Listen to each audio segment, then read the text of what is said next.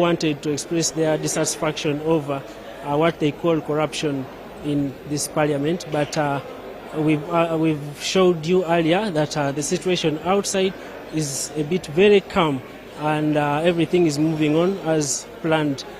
With me here, I am going to be discussing with a number of MPs on how today's deliberations will take place, and I already have Honorable Naboth with me here. Honorable, just a word with you, if you can just stand somewhere here and we talk 1 or 2, 3 words. Good afternoon, Honorable. Good afternoon, how are you? Just for purposes of going on record and for the viewers from your constituency, could you please tell us your name? My name is Namanya Naboth. I represent people of Ruvavo constituency in Rukunjiri district in Kigezi sub-region. Honorable, there are people outside there who would love to know what is your say on today's occasion and twist of events as you plan to attend the plenary? Now you see, we should have begun yesterday. There are so many questions in the public, so many questions, and there are very, very, very limited answers to the questions. And the questions can only be answered if we are here. So there is a lot of discontent outside there, especially regarding corruption. So it is this parliament, in our executing our duty and oversight work, we should have even been here before to go and answer the questions which are being posed by the public, especially on corruption in the government entities, in the government ministries, even here in Parliament. So we need to keep here and answer those questions. So the questions they are asking, they are pertinent, and I'm sure it is only this house, a house of representatives from all regions and constituencies of Uganda, that we can attend to those questions which keep coming up, and there are few questions to answer them. Now that the demonstration has been hijacked by the public, have you heard of the contents which were in the petition of these demonstrators? No, the petition is clear. These people are demonstrating against corruption. They don't need to go beyond that. All of us, we know what is corruption. So we need, these people should have been given the space, because in our constitution, Article 17 gives all Ugandans, the civic duty and the duty to fight corruption. So if people organize themselves and they are coming out to show their discontent, to show how they are tired of corruption, then they should have been given a chance to do that. I'm disturbed by seeing military UPDF around. The UPDF should not be in this. This is an issue of police. So this is cowardice. The government should give Ugandans a chance, should give us a chance, should give Ugandans a chance to show their discontent. They should have been protected and they let them demonstrate other than stopping them. Someone who has been following Honorable Naboth for a very long time will pose the question, what have you done in the fight against corruption as a leader? You see, there is a racket here. Whenever we attempt to fight corruption and to bring people who are alleged to be corrupt, our effort is watered down. Remember when I was taking on Honorable Musonero here, Honorable Musonero, we were almost fighting here, and she ran away. She took Entebbe Road, she disappeared. Up to now, those people, you have heard about the saga of the Mabati, of Karamoja, the members of parliament and ministers who were in the saga of parliament, they are still here. They should have been aside, and then we see, as if they are nobody from Chisoro up to Karamoja, there are so many good and competent people who can become ministers. We can't accuse you of being corrupt, and then we see you sitting in the front seat. That is dangerous. One time we censured the honorable minister here, Honorable Namuganza, but she's reappointed. So now, when we are attempting to see what we can do and to make Uganda clean, our effort gets into futile. So the government should come up and they should walk on the talk. President Museveni and the executive should walk on the talk. They seem to be fighting corruption, but on the other hand, they are not very serious. There is a corruption scandal here on Rubowa, there is a specialized hospital, which has taken almost $1 trillion. Every time we attempt to go there to see whether it is there, we are stopped. That is how it is the mandate of Parliament to go. Parliament has been stopped. The Minister of Health has been stopped. Now we don't know, these guys, they are preaching water, and for them they are drinking wine. They need to walk the talk. We need to join hands. We need to be together. We need to have that synergy to fight corruption. We don't need to let it be with only the people outside. But people seem to be fighting it, but at the same time promoting it. So we need to come clear and lay a strategy that is workable for us in the parliament, for the executive, for the judiciary and civil society to combat corruption. Other than that, we are sitting on a time bomb. Thank you very much, Honorable. We're glad that we shall have you some other time to continue with the discussion. That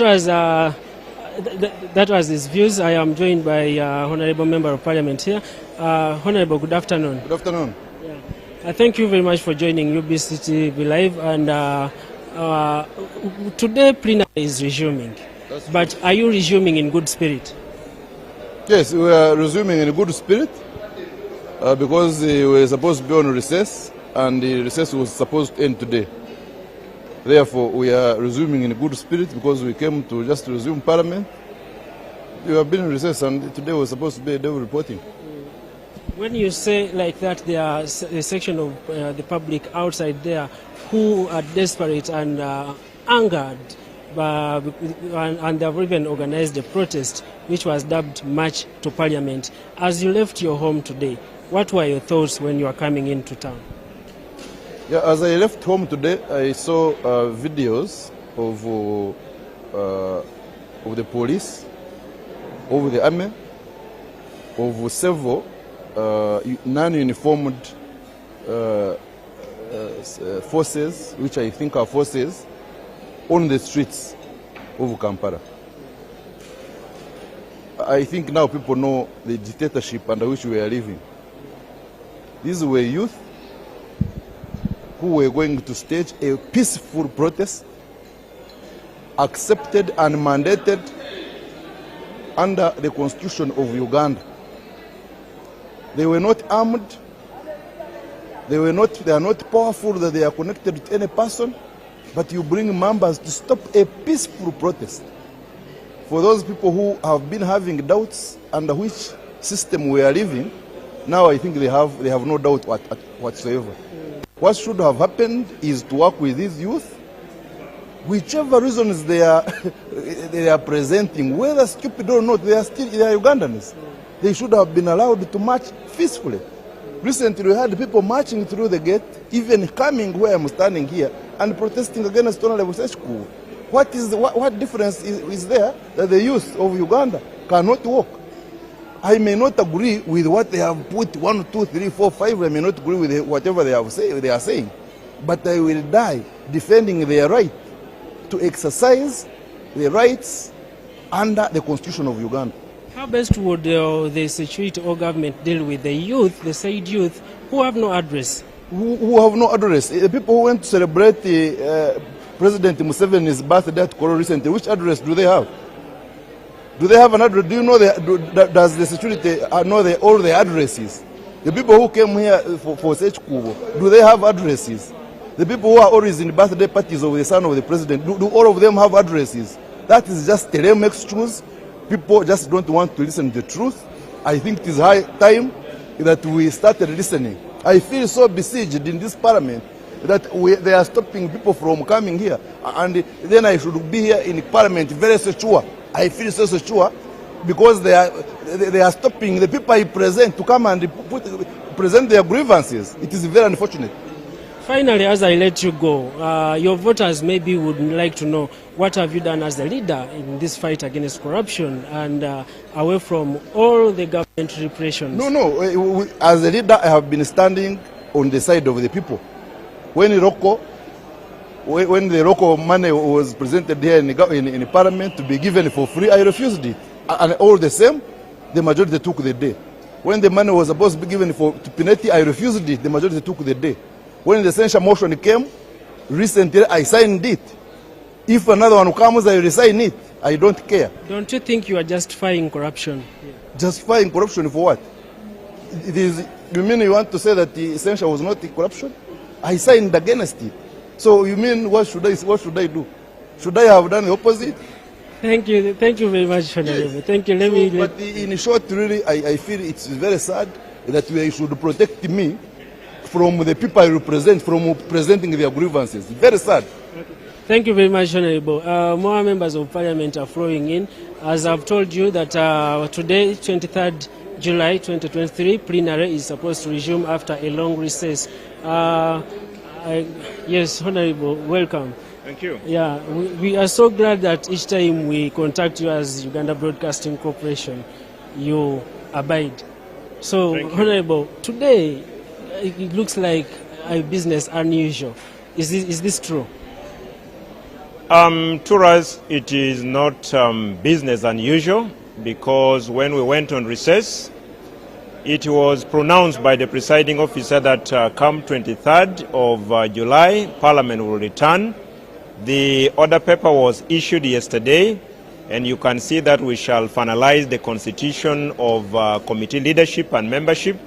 Then also there are a number of businesses from government that will be laid in form of papers and will be referred to the different sectoral committees. Apart from the issue of some Ugandans announcing that they would be coming to Parliament, but you also know that under the Constitution, both the Uganda Police Force and the Uganda People's Defense Forces, all these two institutions of government have constitutional mandate.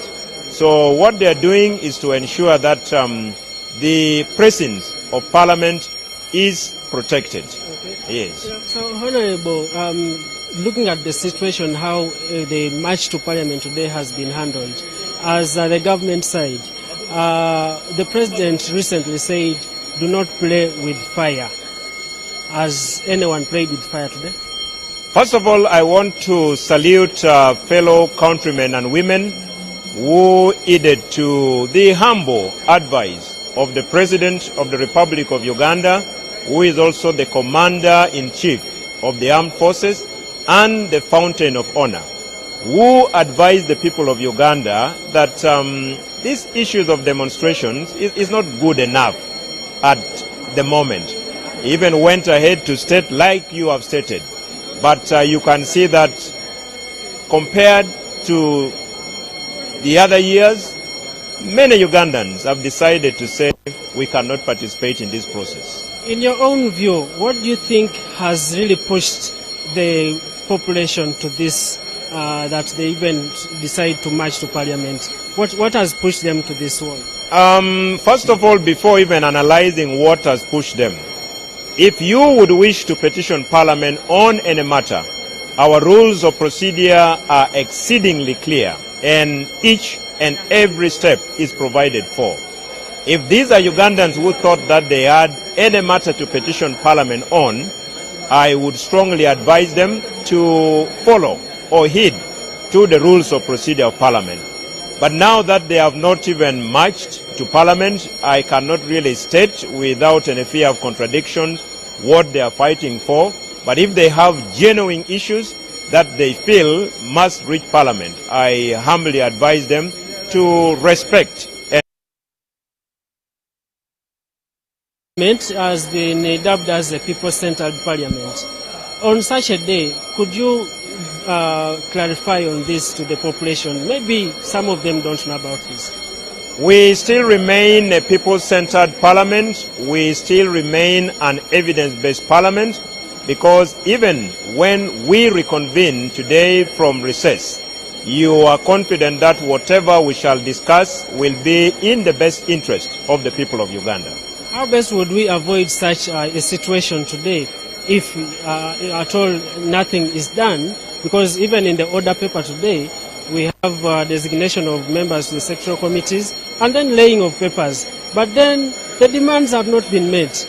Won't we have a similar situation tomorrow? And should we be in this situation because there are a lot of taxpayers' money being wasted when security is deployed and so on? I have humbly advised that everything done within Parliament is guided by the rules of procedure, including when you have a petition. I have advised that in the circumstances it would be important for fellow countrymen and women who feel that they have issues with this institution to formally petition the institution in line with the rules of procedure of the 11th Parliament. Thank you very much, Honorable. Yeah. That is, okay. There are more MPs. Just as I've told you, more MPs are getting into the plenary session. In my background, you can hear the background noise of the sounds of the bell alerting the MPs to get inside for plenary session. I will talk to just one more MP here as we get to the plenary. Honorable, yes, good afternoon. Yeah, the situation today, you have returned from recess, yes, and there is plenary, but there is a section of the public who are not happy, and they are saying those MPs are wasting the taxpayers' money. What is your take? Well, maybe you can, for the purpose of going on record, you start with your name and constituency. Yes, thank you. My name is Richard Gafabusa, Member of Parliament representing Wamba County, Bundubujo District. Yeah, we've returned from recess today, the general recess. Of course, many of us have been here who are on accountability committees. I sit on Kosase, so for us we have been around. Yes, we have returned from recess, now ready for serious business. The public have their own opinions. Everybody has their opinions, and they are entitled to their opinions. So if you say members of parliament are too many and we are wasting taxpayers' money, those are their opinions. But everybody knows how we came to this level. There was a time, I think around the 67th parliament, when this parliament had about 250 members of parliament. Now, the issue of numbers of members of parliament, if there is a problem, and I also want to believe there is a problem, then we cannot blame one person. It is not the problem of the president, it is not the problem of the members of parliament, it is the problem of all Ugandans. Because members of parliament represent constituencies. How do constituencies come about? Some of these constituencies are districts, they are counties. These are demands that people put to government. People themselves say we want our independence from this constituency, independence from this district. We want to manage our affairs ourselves. At the time they are demanding for districts, at the time they are demanding for constituencies, at the time they are demanding for special consideration, for example, the PWDs, recently we had the older persons. At the time nobody talks about the numbers, that when we get these additional districts, additional municipalities, additional constituencies, at that time they are looking at their interests as a community. They are not looking at the bigger picture, that we are increasing the number of legislators going to sit in that house. But now, everybody is saying the numbers are too big. Yes, they are too big, but whose problem is it? So we need to go back to the drawing board and see how we manage it. For example, say, okay, reduce the numbers of members of parliament. How? Which constituency will not be represented? That means we have to go back, amend the constitution, amend the laws, de-gazette some of the constituencies, some of the districts, because every district has a woman member of parliament. So as long as that remains that, the numbers will continue being high. On wastage of resources, that's a different matter. And well, there are cases that have been reported, there are cases that are being investigated. Let everybody carry their cross. Okay. Some of us know we are very clean, we have not wasted anybody's money. Thank you very much, Honorable. I wish you well in the deliberations. Yeah, that was Honorable Gafabusa giving out his view. With me here is Honorable Jessica. Yes, Honorable, you're welcome. Thank you. Good afternoon. There are people who say that all problems in this country start from this house. How true is this? It's not all problems that start from this house. But some problems start from this house. What are some of these problems which start from this house? It is, we are supposed to be onlookers, and we are supposed to represent people and be mindful that we should show good example. But of recent, we are showing a bad example. Discussing issues, Parliament is the one being discussed outside in the public, which I think is not a good example for the country. That's why even because of what is happening, it is like everything that is done by Parliament. That's why even your first question was on that. It's because it is like unique. We are supposed to be the ones to even fight for the country in anything, in any way. But instead, we are now the ones like showing a bad example. We have become the subject. We have become the subject. We are being discussed, which is not good. It is unusual. So I pray that there should be some changes, that our Parliament redeem its name. The name is very important. How long do you think this can take, and when are you going to start such conversations? I can't predict, but I would wish that every person concerned should participate, including our leadership, that we redeem the name of Parliament. Okay, Honorable, have you heard of the demands of these petitioners? And if so, what is that demand that you've heard of, and how do you think should be addressed? Yes, they are demanding, but I think the procedure or the way they are trying to do it is the one which is not correct. Because the architects of the protesters could be having a good reason.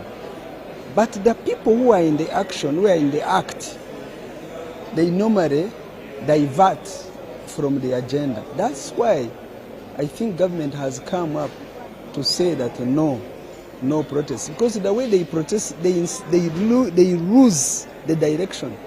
And because people, I'm sure, have not gone downtown, but I'm sure they have not worked. And the reason is they are scared. So that means they are putting everything at standstill, which is not correct. Corruption can be fought, and they should now leave it to, now that the fountain of honor has come up to say that he's fighting corruption, let's give him some benefit of doubt. Let's give him some time, because he has started. So for him to have started with the biggest, we have 3 arms of government. This is now the second arm of government. That is where he has started. If he does not fear to start from that, then we should give him a benefit of doubt. That this protesting does not, to me, it doesn't work. Because today I experienced, when I was coming to Parliament, the checking and everything.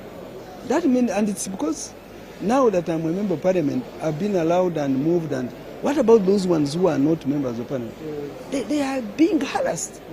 And it is caused by those people who think that they can fight corruption better than His Excellency. Okay. I don't think there is anybody who has powers to fight corruption better than the Excellency. Okay. He's the one. Okay. And thank you very much, Honorable. Yeah, if my camera person can just pan to this side, the Right Honorable Deputy Speaker of Parliament is almost making his way to. Okay. Yeah, Honorable, I'm joined here by Honorable Dickson Kateshumbwa, just as the Deputy Speaker makes his way to preside over today's plenary. Honorable, just a quick one. Yes. What is your take on today's situation? Have you moved peacefully from home? Of course, I have moved peacefully. There is a calm around the whole city, at least where I have passed. So I do not think, I think people are misreading the situation. I know people have the right to express themselves, which is understandable, but they have to follow the guidance given by security. We do not want any expressions to be hijacked by wrong people, and I think if security advises that people should not disrupt the the city, they should be followed. So I do not think there is any cause of okay. Thank you very much, Honorable. Yeah, I hand you over to Parliament, which has started. My name is Daniel Mugoya. Thank you very much for listening in.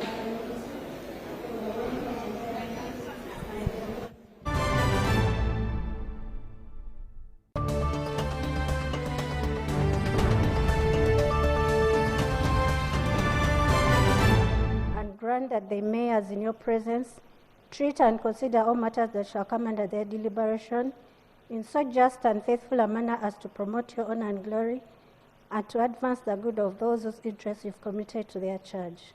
Amen. Amen.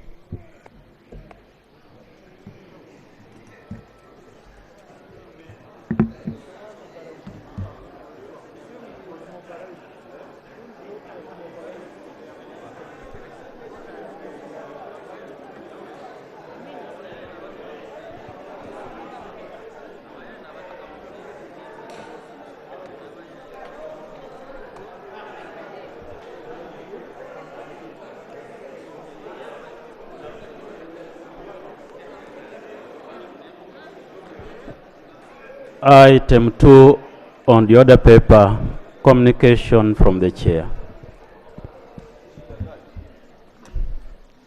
Honorable colleagues, I want to welcome you back from recess. It seems if we had to go by your attendance, it seems we've given you an opportunity to run back. I don't know whether it was hot down there, but I think most of you used it as an opportunity to interact with your constituents and share views here and there. And yes, you need to be planning for this, because we want every time we finish the budgeting process, we give you time to go and share with your constituents, because it's usually a very hectic period.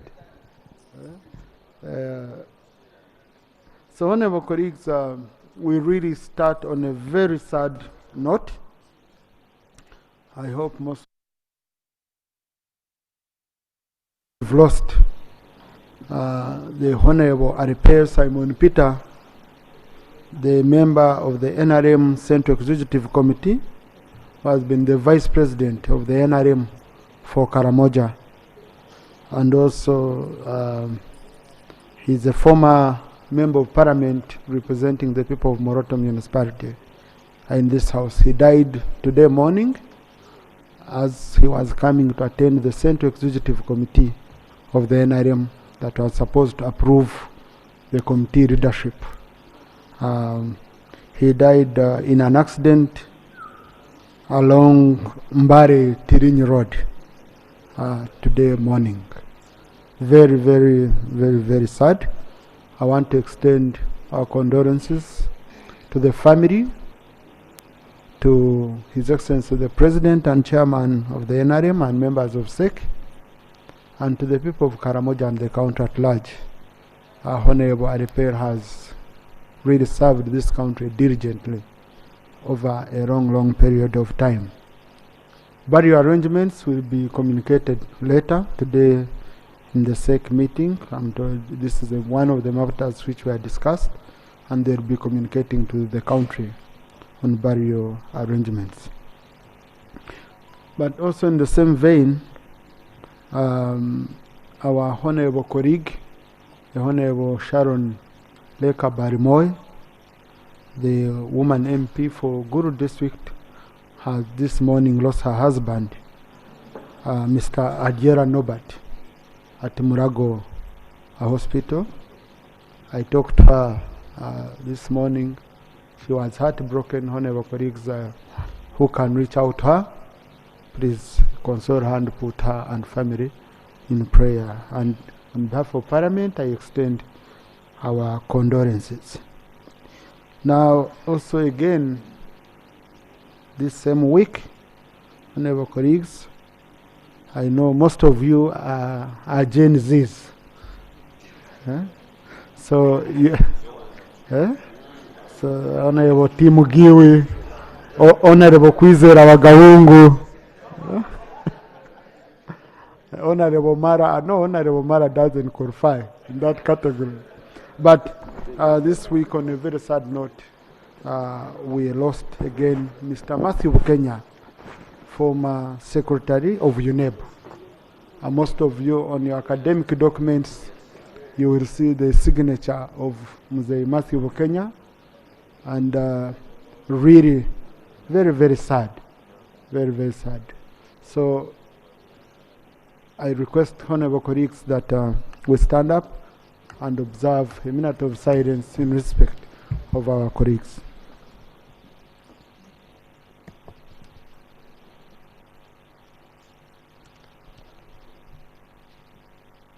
May their souls rest in eternal peace.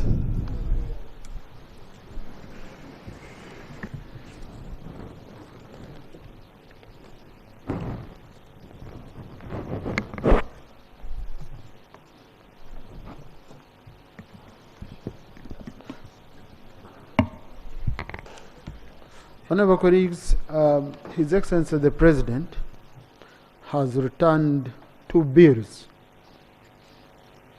which we approved in this House. He has returned them for reconsideration. And these bills, one is on the UNESCO Amendment Act 2024. And as required under our rules, I have to read for you the President's communication regarding this bill. Dated 16th July 2024 and addressed to the Right Honorable Speaker Anita Annette Among. Return of the National Commission for UNESCO Amendment Act 2024. The National Commission for UNESCO Amendment Act 2024 has been presented to me for assent. I have, however, noted the following issues that need reconsideration by Parliament. 1. The Amendment Act establishes a department instead of a unit. Section 4 of the Amendment on Re-establishment of Uganda National Commission for UNESCO provides that on the commencement of this Act, the Uganda National Commission for UNESCO shall be re-established as a department in the ministry responsible for education without corporate status. The implication of this section is that UNATCOM is established as a legal entity but without corporate status. This is contrary to the public service practice where a ministry refers to a set of formal arrangements including the structure of ministries, departments, divisions, and other operation units, all established administratively with cabinet approval. Therefore, it is cabinet that establishes such structures and not Parliament. Cabinet already decided that UNATCOM be retained as a unit in the Ministry of Education and Sports under Cabinet Extract CT 2028-128. In addition, the ministry structure is usually organized hierarchically with the ministry on top, the various functional departments below, several specialized functional divisions further below, and followed by many functional units and various functional sections, respectively. It also means that UNATCOM would be the only department or unit out of all the departments in the ministry established by law. In view of the above implications, the section should be deleted from the Act. The Ministry of Public Service should work on the structure for UNATCOM as a unit in the Ministry of Education and Sports, as decided by Cabinet, and communicate the approved structure by establishment notes, as is the practice.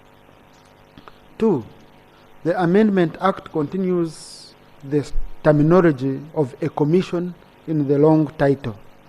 The long title to the Amendment Act 2024 reads that an act to amend the National Commission for UNESCO Act 6 of 2014 to remove the corporate status of the Uganda National Commission for UNESCO and make the ministry responsible for education the Secretariat for the National Commission for UNESCO in order to give effect to the government policy on rationalization of government agencies and public expenditure and for related purposes. However, the long title in Section 5 of the Amendment Act on substitution of long title to Act 6 of 2024 reads that for the long title to Act 6 of 2014, herein referred to as the Principal Act, there is substituted the following: an act provide for the establishment and operation of the Uganda National Commission for UNESCO, UNATCOM, to provide for the object of the Commission, to provide for the functions of the Commission, to provide for the Secretariat of the Commission, and related matters. The two are different and may subsequently cause legal confusion.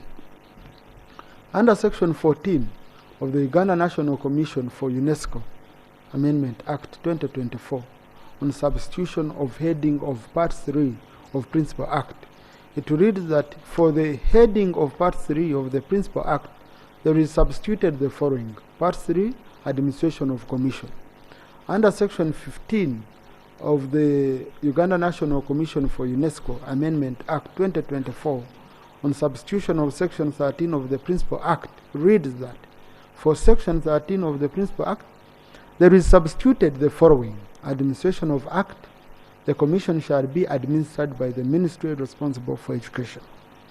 The continued use of the terminology Commission in Section 5, 14, and 15 of the Uganda National Commission for UNESCO Amendment Act 2024 is in conflict with the Cabinet decision establishing UNATCOM as a unit in the Ministry of Education and Sports. For consistency purposes, the two long titles should be reconciled to read the same, and the term Commission should be removed from the Amendment Act wherever it appears to avoid misrepresentation and conflict. 3. Title of the officer responsible for administration of the mainstreamed entity. Section 16 of the Uganda National Commission for UNESCO Amendment Act 2024 on substitution of Section 14 of Principal Act reads that for Section 14 of the Principal Act, there is substituted the following: officer responsible for administration of commission. It provides that the ministry responsible for education, in consultation with the ministry responsible for the public service, shall appoint or designate a public officer of the ministry who shall be referred to as the Secretary General and who shall be responsible for the administration and the day-to-day operations of the commission. The implication of this section is that if their salary is higher than the salary to be pegged to the mainstreamed position in the Ministry of Education, the deployed officers will retain their higher salary. This is because their salary is protected by Clause 1 of Article 158 of the Constitution, which provides that where any salary or allowance of the holder of any office is charged on the consolidated fund, it shall not be altered to his or her disadvantage after he or she has been appointed to that office. This has huge financial obligation on the ministry's budget. In view of the above, the staff should be retired on the abolition of office or be asked to apply to the Education Service Commission if they meet the requirements and if there are vacancies in the Ministry of Education and Sports structure. Therefore, in accordance with Article 91, 3B of the 1995 Constitution, I hereby return the National Commission for UNESCO Amendment Act 2024 to Parliament for review of the provisions above. Yoweri Museveni, President. Copy to the Vice President, the Right Honourable Prime Minister, First Lady and Minister of Education and Sports. I refer the returned Act to the Committee on Education for further processing.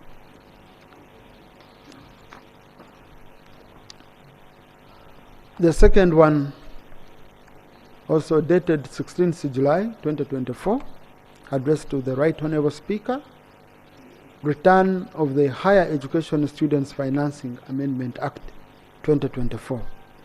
The Higher Education Students Financing Amendment Act 2024 has been presented to me for assent. I have, however, noted that the following issues that need reconsideration by Parliament. 1. The wrong title to the Higher Education Students Financing Act 2024. The long title of the Amendment Act is different from the one stated under Section 5 of the Higher Education Standards Amendment Act 2024.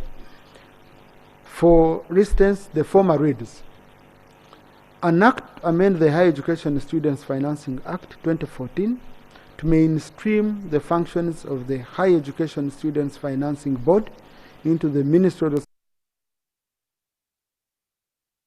to the government policy on rationalization of the government agencies and public expenditure and for related purposes. The above long title is different from the long title to the Higher Education Students Financing Amendment Act 2024 under Section 5, which states as follows. For the long title to the Act 2 of 2014, in this Act following.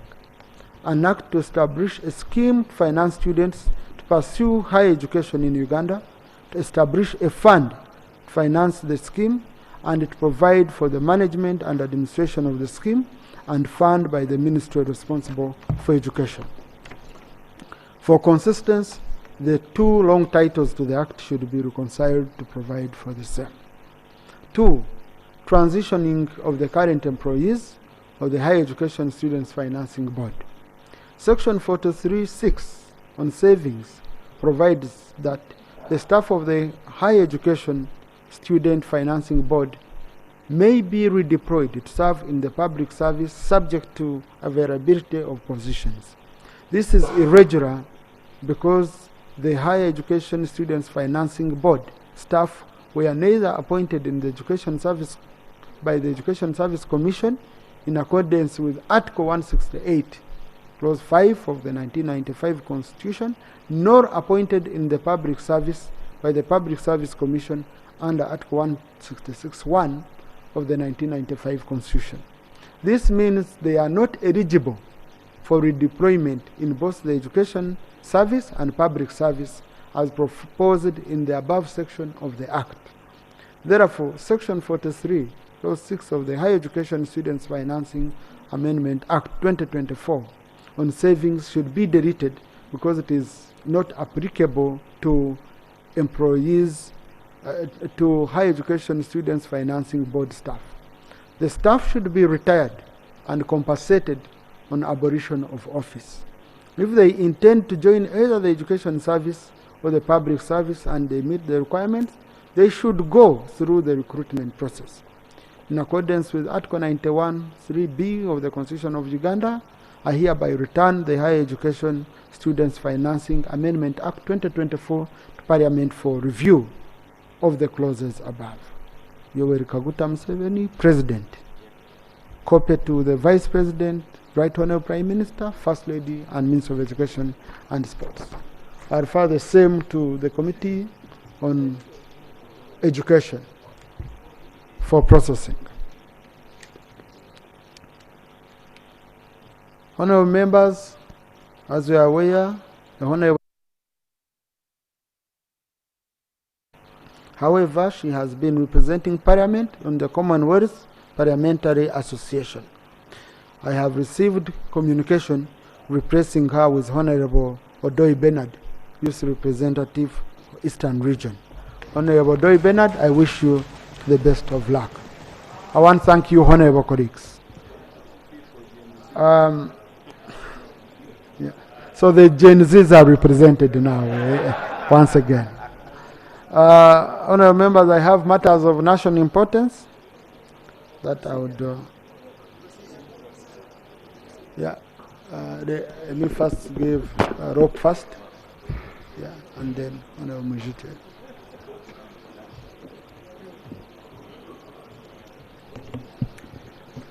Thank you, Right Honourable Speaker. I want to join you in welcoming colleagues back from recess. Right Honourable Speaker, quick issues for me to thrash out. Yesterday, some of our colleagues were arrested and are still in jail, together with other citizens. The mentioned colleagues are Honorable Hassan Chirumira from Katikamu South, the Honorable Charles Tevandeke, Bale County, the Honorable Francis Zake from Mitiana Municipality, and other citizens. They are in Luzira as we speak, simply because they went to attend a regular press conference at their party's political headquarters, for the avoidance of doubt, the National Unity Platform headquarters. Honorable Speaker, I think it would be a good thing for government to help us understand the seeming double standards there are, because several other political entities keep operating, but for some, it doesn't get to happen, to the extent that even members of parliament who are going to their party headquarters to attend a press conference, together with other people, get to be bundled up and roughed up, and they're in jail, apparently, for going to attend an unlawful assembly. I think it would be good that government helps us understand that matter. Secondly, Right Honorable Speaker, this parliament was approached by government to rationalize a couple of entities. And this parliament went through an entire process to do that. The reasoning by government was twofold. One, there's duplication of roles. There's an entity handling certain matters, another entity doing the same work, so duplication. The other reason given by government was that it was important that we save taxpayers' money. And Parliament, in many respects, listened, because it made sense, logically, politically, and otherwise. And so many entities were rationalized by this House. Right Honorable Speaker, you chaired some of those sessions. What's baffling, though, is we seem to make one step forward and then two steps forward.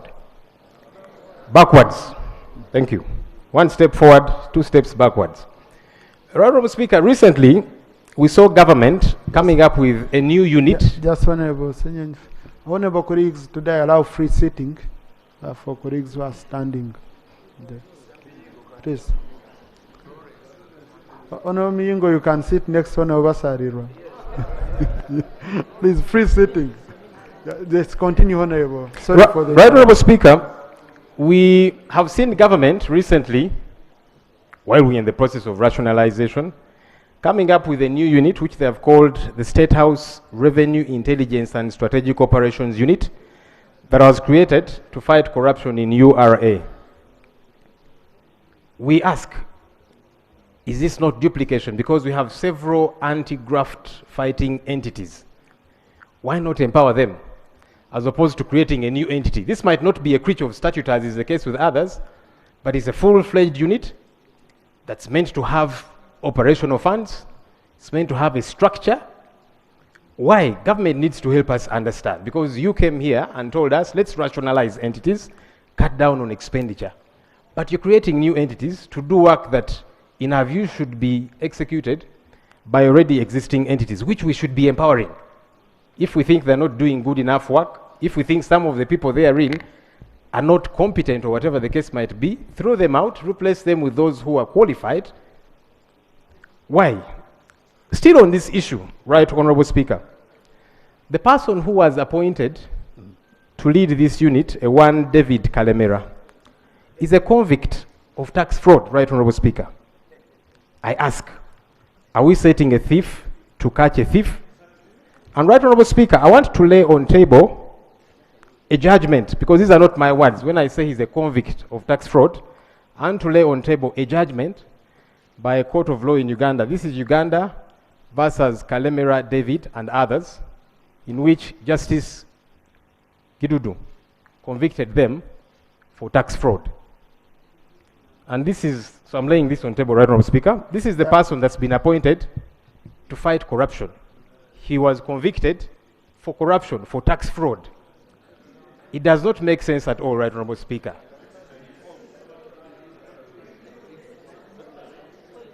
People are saying I should...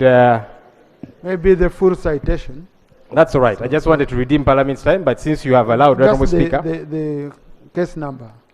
Republic of Uganda, in the High Court of Uganda, Anti-Corruption Court at Kololo, criminal case number 7 of 2018. And the parties, Uganda being the prosecutor, versus 1 Kalemera David as accused number 1, accused number 2 Semanda Ian Paul, accused number 3 Kazibwe Ronald. And this is a judgment of court that convicted these people. So somebody who was convicted of corruption has now been appointed to fight corruption. It does not make sense, Right Honourable Speaker. And Right Honourable Speaker, Just as we conclude. These are the kind of things that annoy the citizens of Uganda who don't think we are serious about the fight against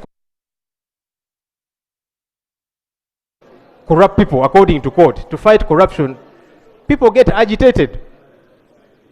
Finally, Right Honourable Speaker, and this one I'll request that it be addressed by yourself, Right Honourable Speaker. The Honourable Senyon, just a minute. on procedure, the rules are very clear. No, just a minute. Honourable colleagues, when I'm chairing a house, never access a microphone without my permission. Please. Please. And why I'm emphasizing this, the people of the Hansard are complaining for people are speaking in a microphone and they fail to get a record of who is on the floor. So, and anything spoken from here must be on record.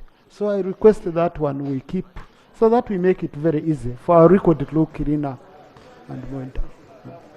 Thank you, Right Honourable Speaker. Finally, Right Honourable Speaker, the other two issues we are seeking for government to clarify, but this particular matter, the final one, I request yourself, because as far as I am concerned, it should be clarified by office, Right Honourable Speaker. There seems to be double standards within this, our institution called Parliament of Uganda, Right Honourable Speaker. Right Honourable Speaker, last week there are some citizens of Uganda that came to Parliament with placards protesting against one of our colleagues, the Honourable Theodore Sechukubo. They came the first day, and he's present in the House. They came the first day, they were ushered into Parliament nicely with their placards. Then they came the following day. They were still ushered in, Right Honourable Speaker. Right Honourable Speaker, you received them on behalf of the Speaker. You asked that a few of them come to meet you from the group which came to Parliament. And some of us were happy that this Parliament is able to be accessed decently by people who are saying we are peacefully protesting. Today, Right Honourable Speaker, there are some young people who, as we have been witnessing, have been coming to Parliament in similar fashion with placards, marching, saying they have concerns about corruption in Parliament and elsewhere, and they were coming in similar fashion, like those ones, to come and raise their concerns here in Parliament before us and before you, Right Honourable Speaker. Many of them have been bundled up, they have been beaten up, many are in jail. And so I thought, the same way, Right Honourable Speaker, you received those who were protesting, apparently, against one of our honourable colleagues, you would receive them in similar manner, because they're saying they have concerns as citizens of this country, concerns about Parliament of Uganda, concerns about many government entities, concerns about corruption, Right Honourable Speaker. I don't know why they were not accorded the same kind of treatment, the same kind of respect, because they were not coming to fight. They did not have daggers, knives, or whatever the case might be. They had placards similar to the other one. So I thought, Right Honourable Speaker, you would help us understand. I don't know whether it was an order from your office, maybe not, but at least I saw the other ones, you received them. For these ones, it has not happened. Why, Right Honourable Speaker? Thank you, sir. Thank you. I heard the Honourable Sechko saying I. I put just allow me to first clarify on that, and I put the record straight. And I was supposed to meet with Honourable Sechkubo today, but my day became long. I haven't called you, Honourable. Apologize. But I had called you earlier on, saying I need to meet you today.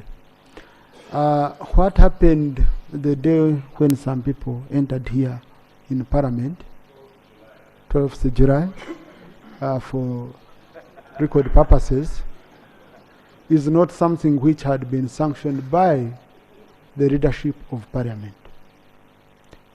The people who came and entered, I would say it was a lapse because we had not guided security of Parliament very well on how, listen to me, yes, on processes of receiving petitions in Parliament. Now, when the same people, because that day the Speaker was not in, the Deputy Speaker was not in, okay? And usually what happens, the security contacts whoever is in. If the Speaker is in, they will contact the Speaker. If the Speaker is not in and the Deputy is in, they will contact the Deputy. The same people returned on Monday. And when they returned on Monday, I was contacted by security that there are people, they have again returned, that they had written, now they've again returned to bring a petition. I instructed security that that's not how we operate. I told security, please, let them go outside Parliament, and 3 people, I said 3 people can bring and present a petition. And I said, I don't need camera. Very clear on how we process petitions. And indeed, they were complaining, saying I've not listened to them, but they chose 3 people who brought a petition, and it's in my office, and it's one of the reasons as to why I wanted to meet the Honorable Sechkubo, because I want to share it with him as I come here to guide on how such a petition should be processed. So, we are sorry over what happened on the 12th, that lapse, but our procedure for receiving petitions is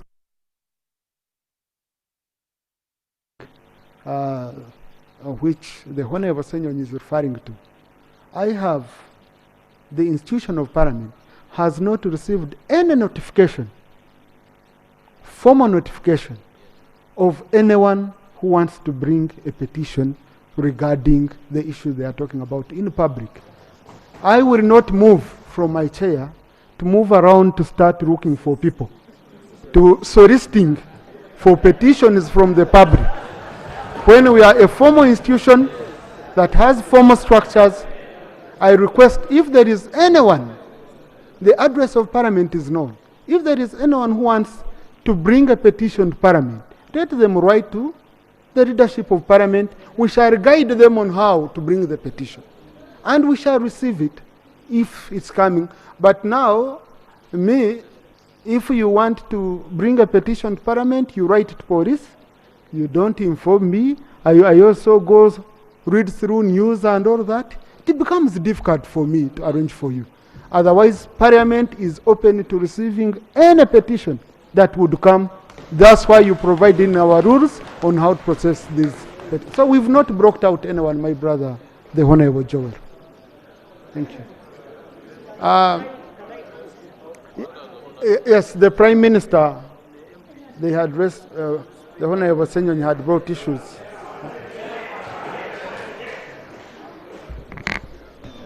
Right Honorable Speaker and Honorable colleagues, welcome back.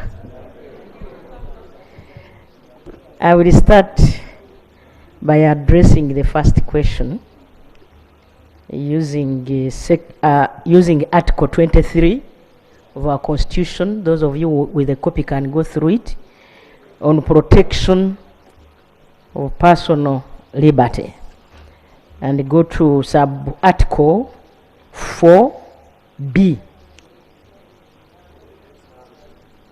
Upon reasonable suspicion of his or her having committed or being about to commit a criminal offense under the laws of Uganda. I will address myself on this. So I want colleagues, I will also read that one. Colleagues, the government of Uganda is charged with the responsibility to take care of security of people and persons and their property. And so it is under that some of our colleagues are under detention. But the law is clear. They will go through the legal process, and I believe if they are innocent, they will be released. Honorable Gilbert, the Prime Minister is reading for you the law. Yeah? You read the law. Let her finish reading for you the law.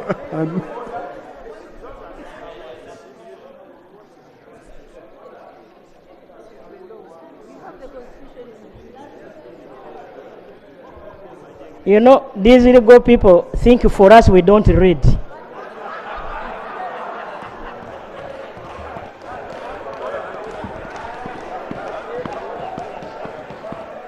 Let Honorable Speaker and colleagues. Honorable Gilbert Oranya, what's the problem?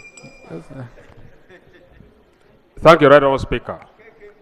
Right Honourable Speaker, the Prime Minister of the Republic of Uganda, she put it clearly that the role of the security is to take care of this country, of the government. Right Honourable Speaker, the members of Parliament who were arrested, they were arrested when they were going to attend the press conference as usual. Right Honourable Speaker, each and every week, all parties have their presser. NUP, as a political party, invited its members of Parliament and comrades to attend press conference. And right now, the Right Honourable Prime Minister, she is insinuating that those members of Parliament, they were intending to disorganize this country. Right Honourable Speaker, there were no evidence. If someone is moving to attend a press conference, what evidence do you have that the person wanted to disorganize the government? Your point of order? Right Honourable Speaker, is the Right Honourable Prime Minister in order to insinuate that all those ones who are ever going to attend press conference are going with an intention of disorganizing this government when you don't know what they are going to talk about? Is he in order? Thank you. Now, honorable colleagues, if you are seated in my chair, you'll find guiding on a point of order on matters of how people interpret situations becoming difficult. To her, they had the intention. To you, they didn't. Now, I think both of you are correct. Because each one of you, you're entitled to your own opinion and interpretation. Because these are issues of opinions. These are issues of opinions. So, Right Honourable Prime Minister, conclude. Attorney General, you wanted to add on something? Thank you very much, Right Honourable Speaker. Right Honourable Speaker and colleagues, I think, Right Honourable Speaker, you have ruled quite well. And since they are both correct, the judge where the matter is will be the final arbiter. I beg to submit.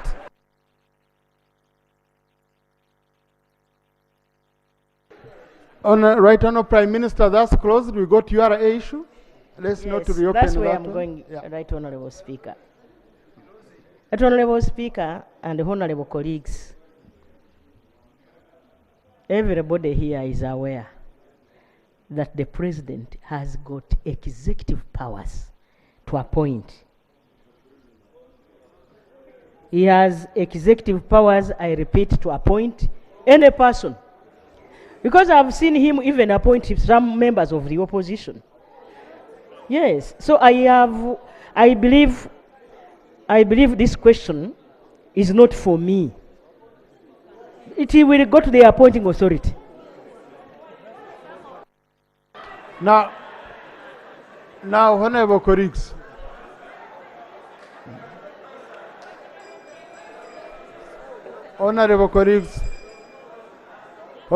no, Right Honourable Prime Minister, don't bother yourself. Secondly, honourable members,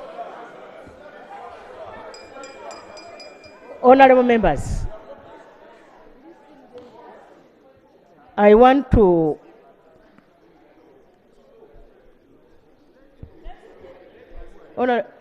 I need your protection, Right Honourable Speaker. Honorable members, I want you to also appreciate that people change. Change is a fact of life. And so, people can change and be good people. Secondly, if you want to catch somebody, you send there somebody who is knowledgeable. Now, honorable colleagues,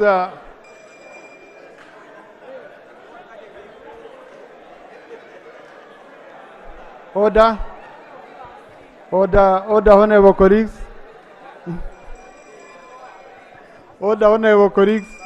Yes. Honorable colleagues, what's very critical, we have sectoral committees which handle these matters.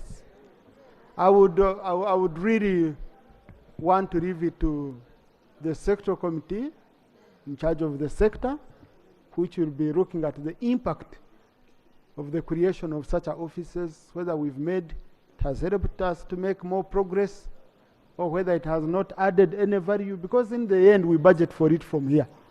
Okay? So I would say let the sectoral committee interest itself on this matter. Honorable Mwijuche. Thank you so much, Honorable Speaker. The procedural matter I'm raising is in relation to the extraordinary deployment and presence of the army in Kampala City and the rest of the country. Right, Honorable Speaker, I am wondering whether we are at war. While coming here, I met very many members manned by the army. And so my concern, right, Honorable Speaker, is whether the police has been overwhelmed, so that the police has taken over the mandate of the army has taken over the mandate of the police, or two, whether somebody has declared a state of emergency. And so as people's representatives, right, Honorable Speaker, we need government to brief us on what is happening in the country so that we know. Because as I talk now, the members are all over, people are running away, we are surrounded, so we want to know. Thank you very much, Honorable Speaker. I hope here you're not surrounded. You're surrounded by colleagues here. Yes. Now, Jackson, is it on the same? Honorable Chivumbi? Yeah, right, Honorable Speaker. This August House is the House of Representatives of the people.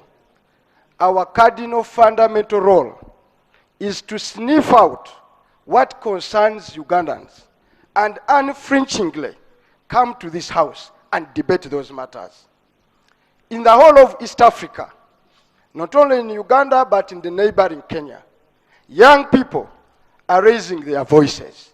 They are speaking boldly and acting like so. The crisis why they are speaking is that they feel is that their issues don't feature on the agendas and on the order paper of houses of representatives. Therefore, for us to treat this matter and give it the weight it deserves, and give it justice, and create a tempo where voices can be heard. Because democracy has no meaning if those who have an opportunity to speak don't speak the concerns of those that have the responsibility, have concerns to speak.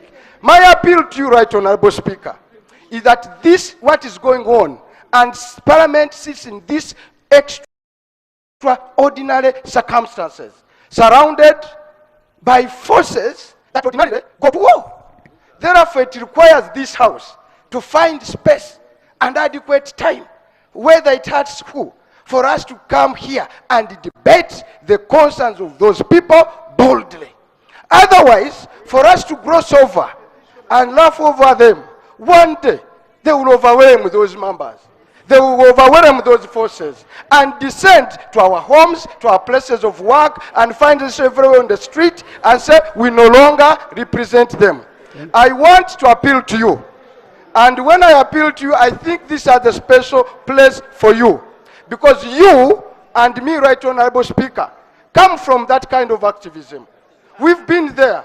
We know what it takes. And we've been beaten together with you over the years. But we deserve to be heard. So I want to appeal to you to find adequate space and house this matter and find adequate time and we debate the... Thank you. Now, honorable colleagues, you see, you heard me properly. I want to go around soliciting all these views. If people are saying they had a petition, they had a document, nothing I've seen. The moment it comes, we shall see a way of managing it, and we usually allow all these issues. But also in the committees, you always go through all these issues. But honorable colleagues, you're deviating me. I have an order, please. I have an order paper which I issued out. Matters of national importance, Honorable Bataringaya. Honorable Seshkuba, I'll give you time, don't mind. Honorable Bataringaya.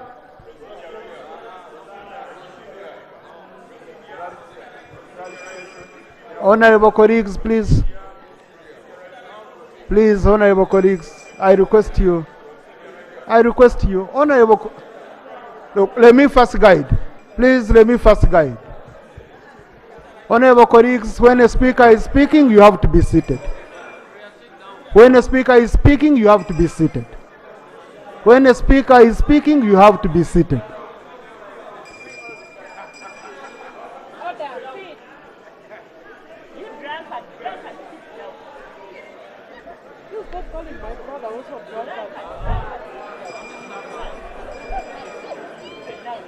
Honorable colleagues, let me guide you. Please. Let me just give you, let me guide you, let me give you the simplest guidance. Number one, there are many people who want to speak in this house. So if I don't pick you, it does not tantamount to not giving members an opportunity to speak. Yes. Number two, honorable colleagues, standing in front here, you look me in the face with threatening eyes and warnings is not what is going to give me, to push me, to give you, in fact, you're corrupt because you're trying to corrupt me into giving you an opportunity to speak. You don't want me to follow my instinct and fairness. But number three, honorable colleagues, and I want to make, Honorable Sereko, I want to make this appeal to you.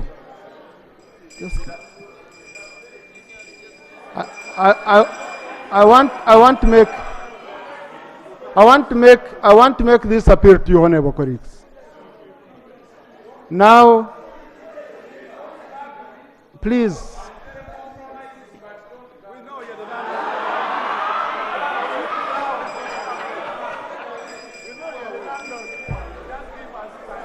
Haji, I request you, Haji, don't listen to them, Haji.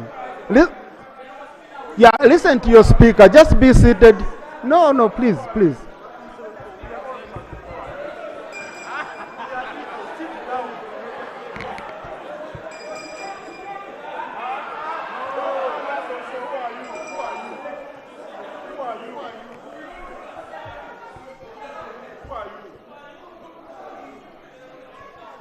Now, honorable colleagues, I just want to tell you this. Can I, Honorable Oroni, please, just let, if there is any MP wants to remain standing, let them remain standing. But I wanted to request you, please, honorable colleagues, stop exchanging with each other.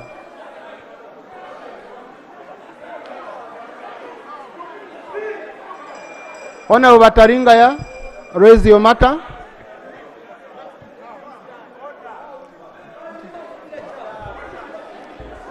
Thank you, Right Honorable Speaker. Honorable Bataringaya, raise your matter.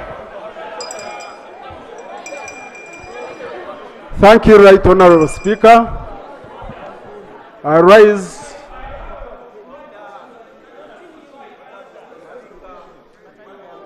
rise on a matter of national importance. that concerns Katonga Bridge.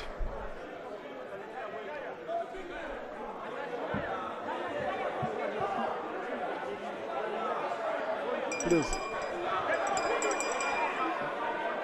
Honorable Ngopek, take your seat. Go. Honorable Speaker,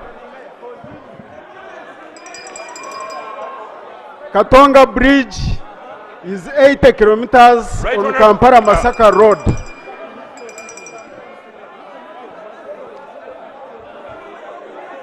Wait.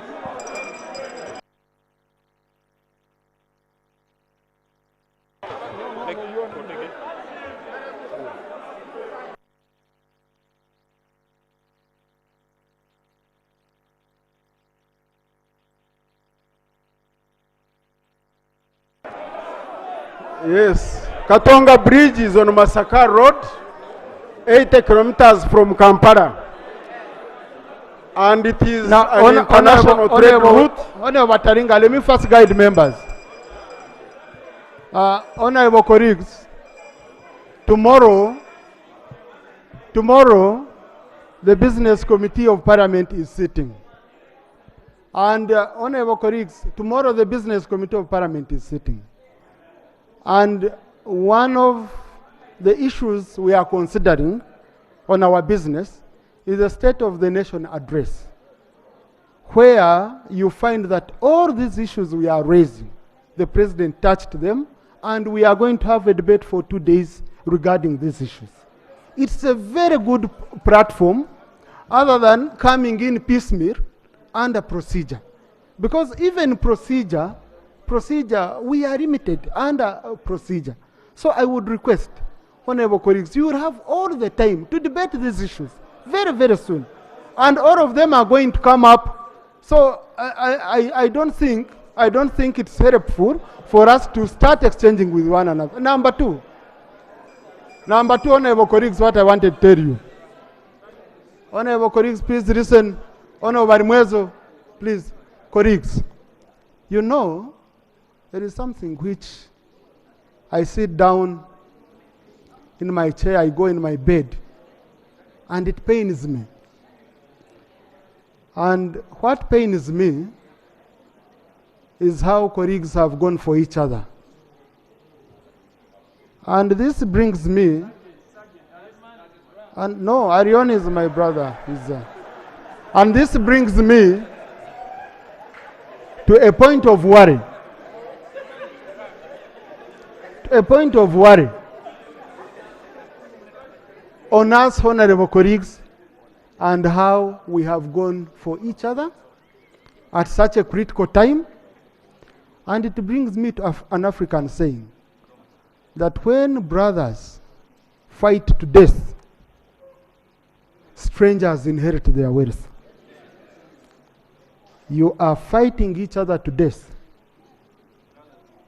Others are going to inherit your presence here. And this does not mean that we shouldn't check each other. But it surprises me the level of mistrust that has gone on between colleagues. I've remembered I have been going to constituencies of opposition colleagues. I'm NRM, when I was NRM.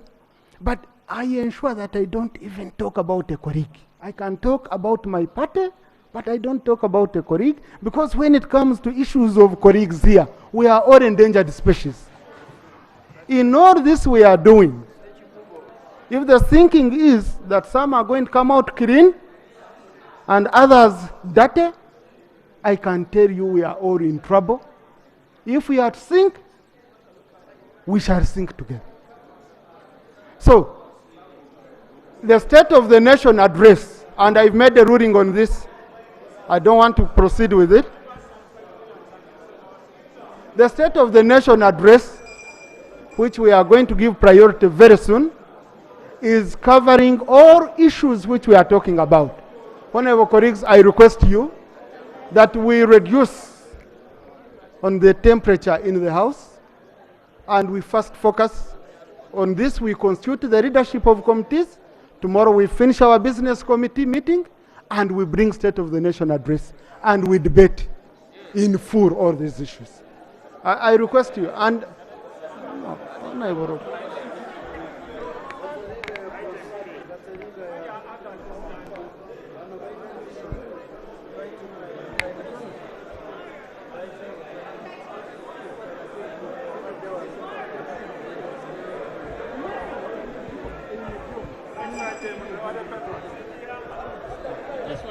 So I had allowed Honorable Bataringaya. I had allowed the member, Honorable. I had allowed the member. Derek, Honorable. Thank you, Right Honorable Speaker. I will give you an opportunity before we leave. I'll give you an opportunity. I rise on a matter of national importance concerning Katonga Bridge. Katonga Bridge. Katonga Bridge is an international route. It serves Western Uganda, Northern Tanzania, Rwanda, Burundi, and Eastern DRC. 2 years ago, this bridge was swept away and closed for more than 6 months. Temporary measures were taken to repair this bridge, and traffic was channeled through the long Sembabule Road, which was inconveniencing to the traders for those 6 months. Can you give in prayers, times Honorable? of money and time? This bridge is now under threat, and therefore these are my prayers. 1, can the Minister of Works explain why the site has been abandoned and there is no deliberate effort to fix the important trade route? 2, can the Minister of Works give us a date by which this will be fixed and assure us? And 3, can the Minister of Works preemptively work on a shorter route to act as an alternative route during the repairs, reconstruction of this bridge? And I propose the Villa Maria Karungu Massacre Road. Thank you. Minister I for beg Works. to submit.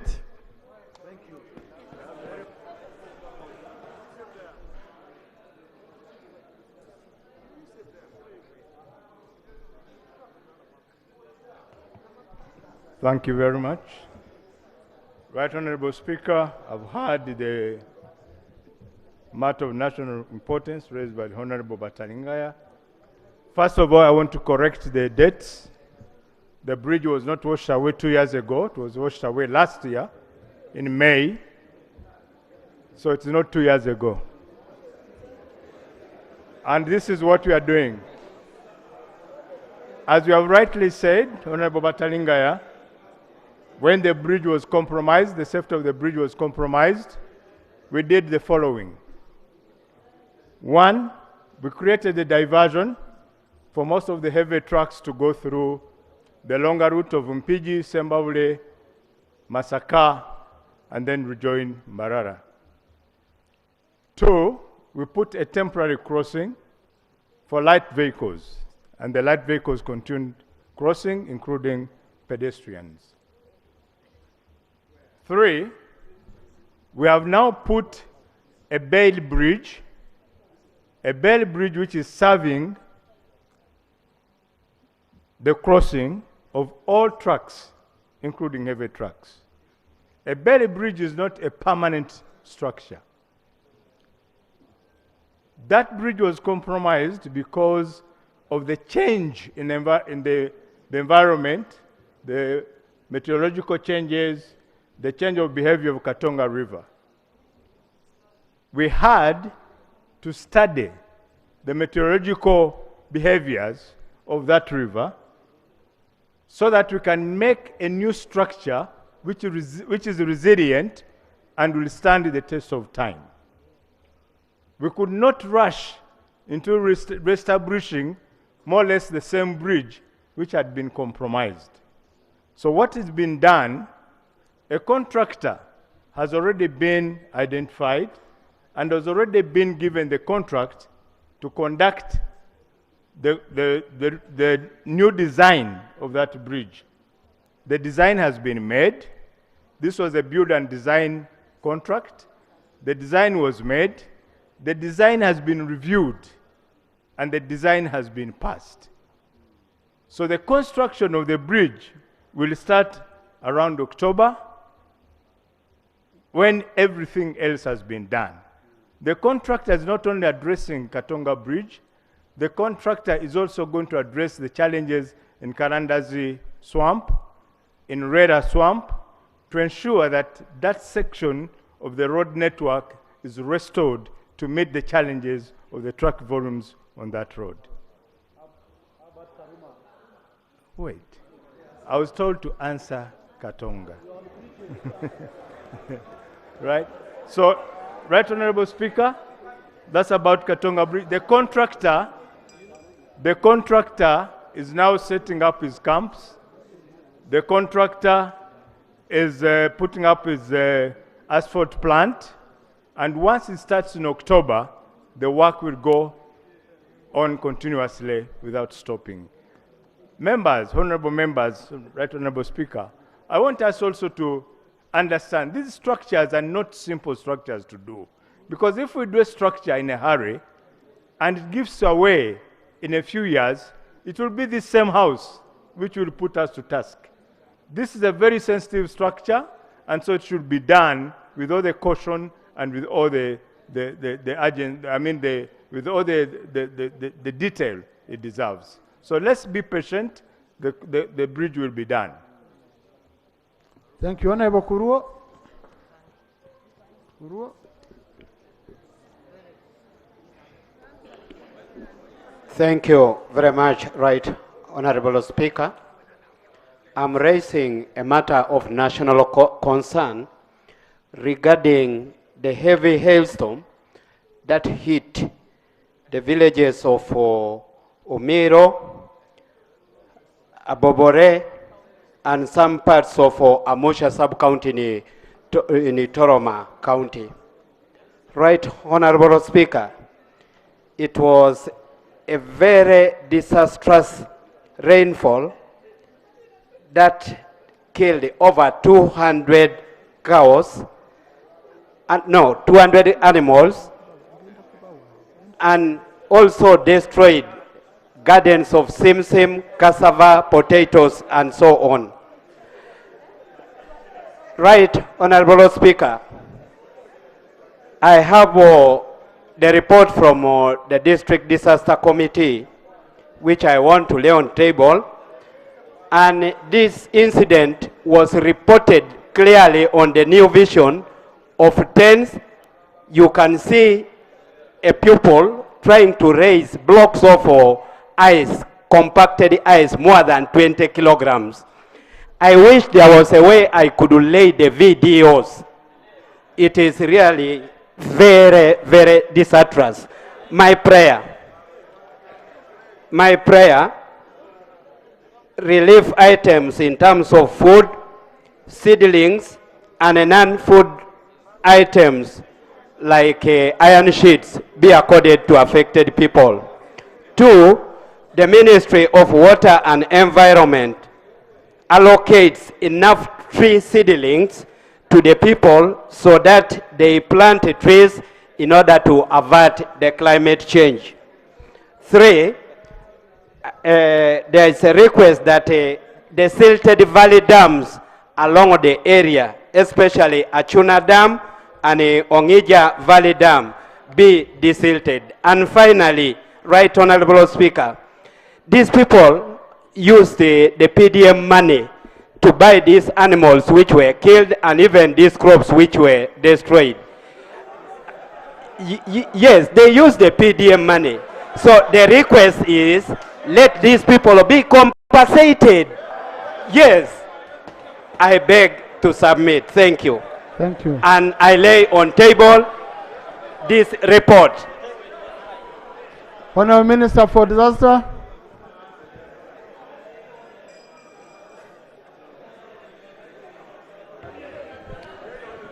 Right Honorable Speaker, I do take note, but I'll also limit myself to address the first prayer, and that is request for the relief food item.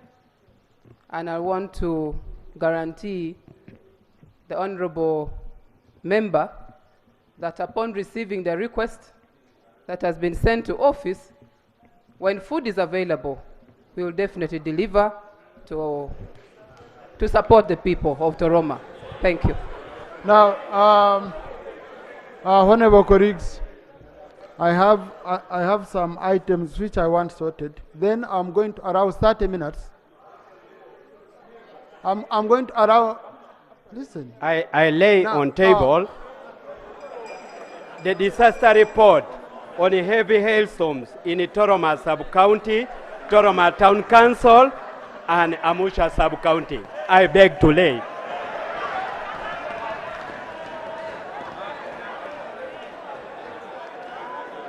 I also beg to lay a copy of the new vision.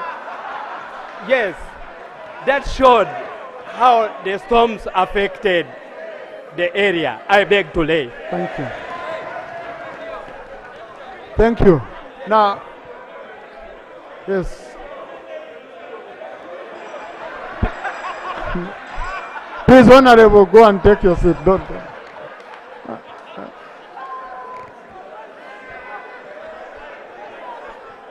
So,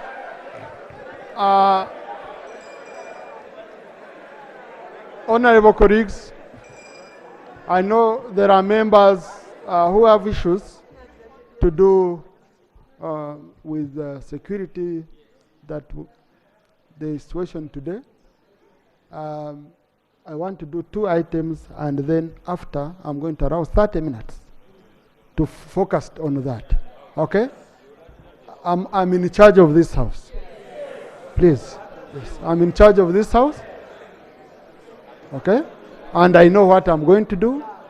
And when I tell you I'm going to do that, please, I will request LOP and Chief Whip usually sometimes, if there are members who have brought issues to you, because sometimes they come to you, you guide me, those members are given priority, or I will, the independence and the rest, I will just use my own volition by looking at the members. For example, I know Honorable Nsereko Azanish, Honorable Rion Azanish, Honorable Sechkubo, Honorable Namuga, Honorable Nyeko, so Honorable Macho. So I will give you a chance, Honorable colleagues, you raise these issues. Honorable Ephraim Biraro.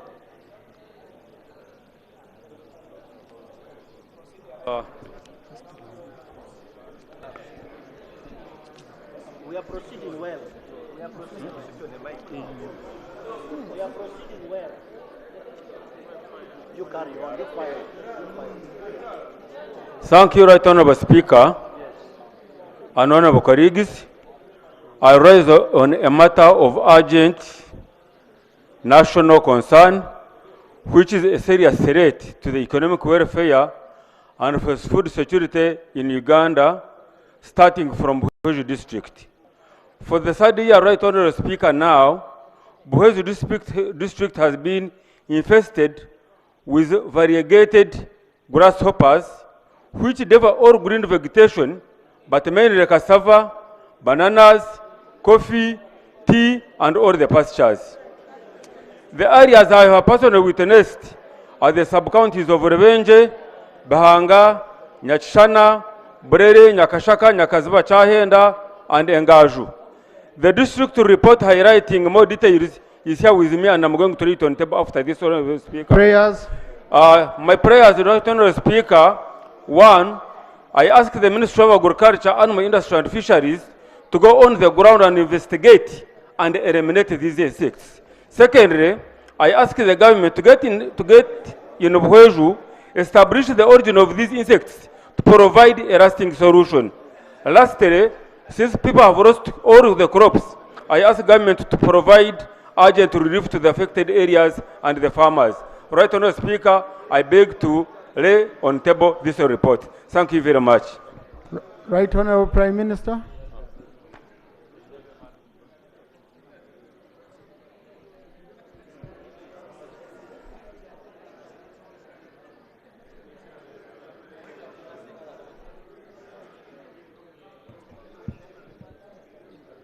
Right Honorable Speaker and Honorable colleagues, the Ministry of Agriculture will go to Buhweju and we shall handle those grasshoppers. The way we handle the locusts. Honorable Aza.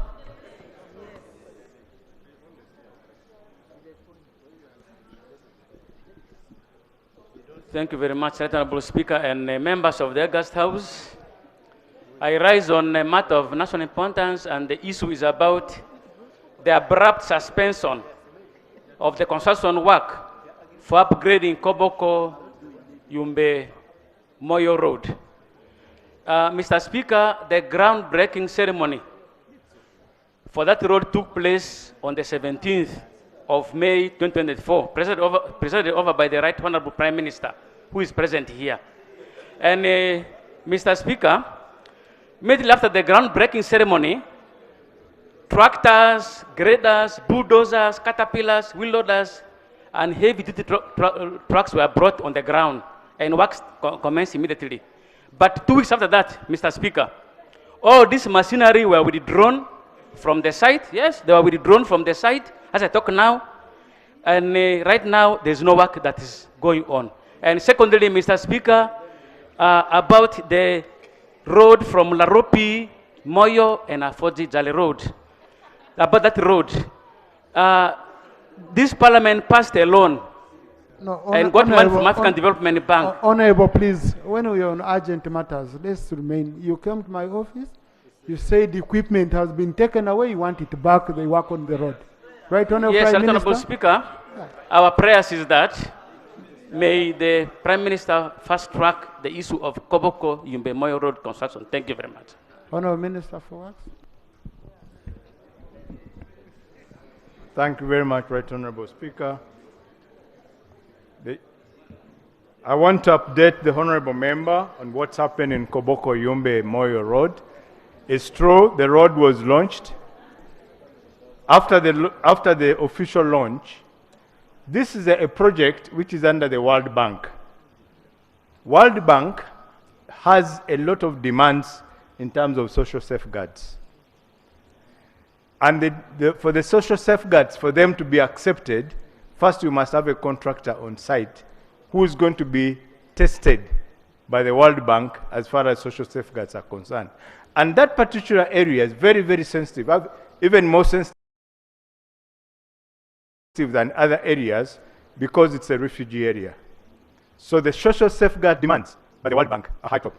So we have finished the social and environmental management plan. We have sent it to the bank and we're waiting for the bank's approval. Before we get that approval, the bank cannot allow physical works to be done. The equipment, the contractor is in site. The contractor is setting up camps. The contractor has to get ball pits. He has to get asphalt plants. He has to get quarries. You don't do all this until the World Bank has endorsed on all these sites. So this is the process which is going on. The camps are being set up. The equipment is there in the camps. And so once this is done, once the World Bank gives us a nod, the contractor will be on site. On the Moyo Afoji, we have finished the section of Atiak, Ajumani to Laropi. That section is finished. We have done the design review and the design up, and the consultant has approved the design for the bridge at Laropi.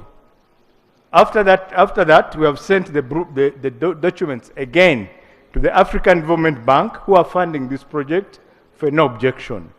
Once that no objection comes in, then the works we shall be able to put up bids and advertise for the works of that road. The bridge and the bridge at Laropi and Afoji Moyo are in one contract, so it will work. They will move together. Thank you very much. I won't submit. Right, Honorable, you wanted to add on something? I want to direct him. Right Honorable Speaker and colleagues, I was on that road a few weeks ago. I had gone to represent the President at one of the funeral services in Yumbe. The contractor is not doing forward maintenance. And so I request, no, we agreed that you prevail over your contractor to do forward maintenance. The road is annoying. It has a lot of potholes.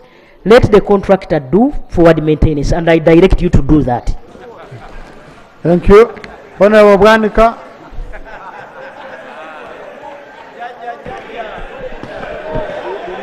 Thank you. Thank you, Right Honorable Speaker. Right Honorable Speaker, I arise on a matter of national importance in regard to the areas for the coffee seedlings supplied by the nursery seed operators. Right Honorable Speaker, several nursery operators supplied coffee seedlings to government and they were distributed to farmers throughout this country. They supplied the seedlings in the season of 2021 and 2022 and the season of 2023. The Ministry of Finance required that they do validation.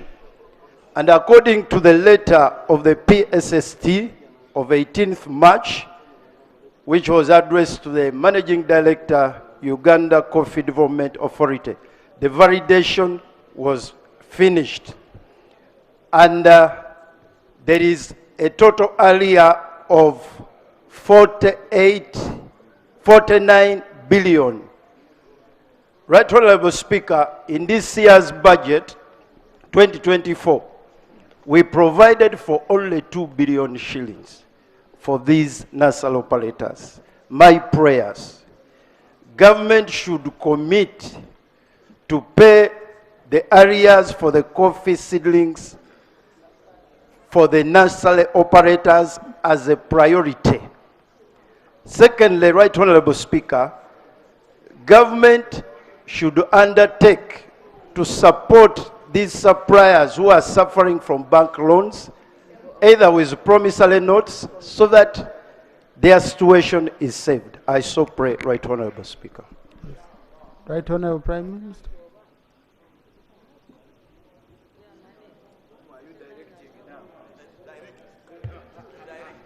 Right Honorable Speaker and honorable members, what I remember is we put 20 billion, not 2. Then we shall go and check and find out exactly what figure is in our budget. Remember, we agreed, members, that we shall pay this in a phased manner. So this financial year which we are running right now, I remember we put 20 billion. But I will go and consult and find out. Thank you so much. Right Honorable, as you cross-check, also check for tea seedlings. The two were together. Next item. Item 3, designation of members to sectoral committees in accordance with Rule 187 and Rule 188 of the Rules of Procedure. Yes, whips, I will start with the government chief whip.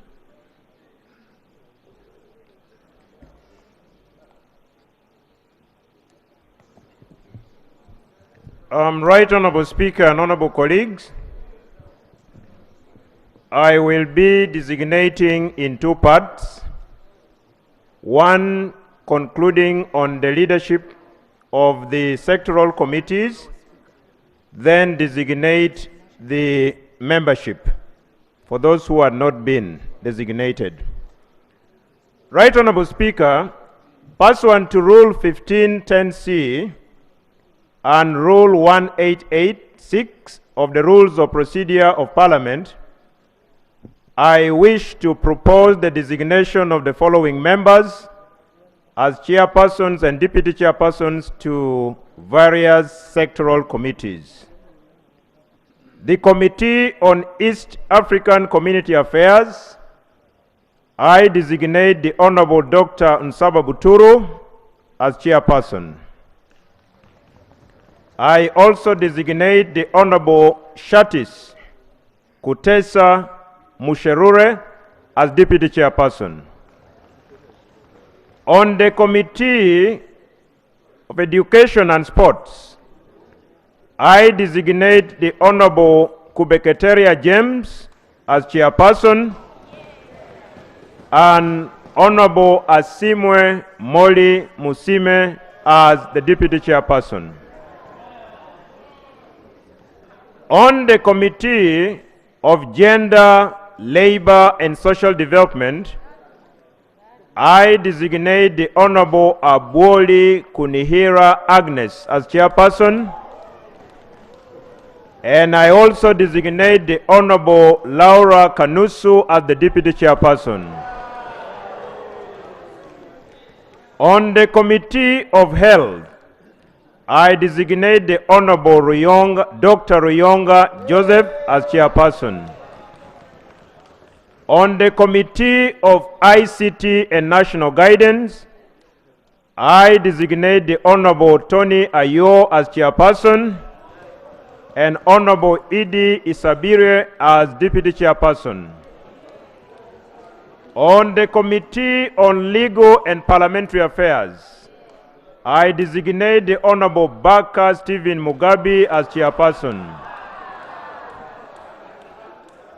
On the Committee of Environment and Natural Resources, I designate the Honorable Albert Edmond Ariko as chairperson. On the Committee on Presidential Affairs, I designate the Honorable Biarogaba Alex Bakunda as chairperson, deputized by Honorable Flora Natumanya. On the Committee of Public Service and Local Government, I designate the Honorable Wakabi Pius as deputy chairperson. And finally, on the Committee of Trade, Tourism and Industry, I designate the Honorable Sylvia Naebale as chairperson. Right Honorable Speaker, I beg to move on the leadership of sectoral committees. Now, on the membership, Right Honorable Speaker and honorable colleagues, pursuant to Rule 1510C and Rule 187 of the Rules of Procedure of Parliament, I wish to propose the designation of the following honorable members to the various sectoral committees as members. Honorable Loki Peter Abrahams, Legal and Parliamentary Affairs. Honorable Kefa Chiwanuka, Committee on Finance. Honorable David Ochwa, Committee on Finance. Honorable Avod Jane Pachuto, Committee on Finance. Honorable Okoremoy Janet, Committee on Education and Sports. Honorable Dr. Charles Ayume, Committee on Finance. Honorable Jennifer Muheisi, Committee on Presidential Affairs. Honorable Najuma Sarah, Committee on Legal and Parliamentary Affairs. Honorable Mbabazi Jennifer Chomohendo, Committee on Finance. Honorable Thembo Gideon Mujungu, Committee on Agriculture. Honorable Onzima Godfrey, Committee on East Africa. Honorable Tracy J. John, Education and Sports. Honorable Isaac Mudoi, Local Government and Public Service. Honorable Nathan Nabeta Igeme, Natural Resources. Honorable Kabahenda Flavia Ruabuhoro, East Africa. Honorable Bajire Agre Endri, Natural Resources. Honorable Babiko Jessica, Presidential Affairs. Honorable Mwine Mpaka, Natural Resources. Honorable Rwakojo Robina Gureme, Agriculture. Honorable Kisembo Noelin, Legal and Parliamentary Affairs. Honorable Chirabo Agnes, Trade and Tourism. Honorable Chemaswet Abdi Fadil, Kisos, Public Service and Local Government. Honorable Dr. Emmanuel Otiam Otala, Agriculture. Honorable Christine Apolot, Natural Resources.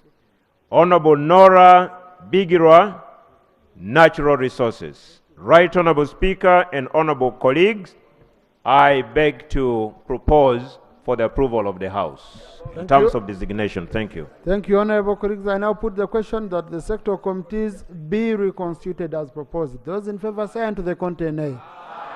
The ayes have it. Honorable Sachko did hear his name. No.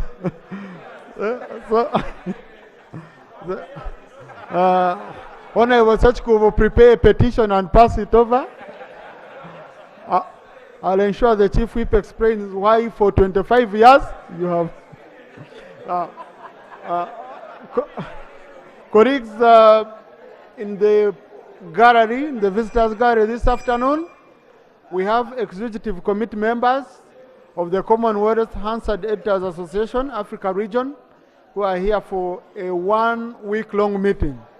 Oh, please, Honorable. Yeah? Yes. The executive committee members of the Commonwealth Hansard Editors Association, Africa Region, they are in the visitors gallery, and they are here for a week-long meeting.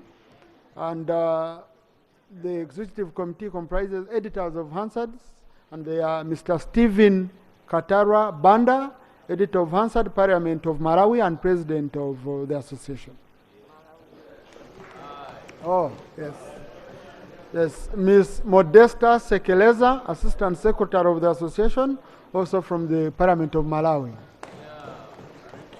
Mr. Samuel Songa, editor of Hansard, Parliament of Sierra Leone. Mr. Adam Idrisu, editor of Hansard, Parliament of Ghana. And Mr. Moses Bwaratum, editor of Hansard, Parliament of Uganda, who is the host. Thank you for attending this plenary, visitors, and we hope you're enjoying your stay in Uganda. Next item.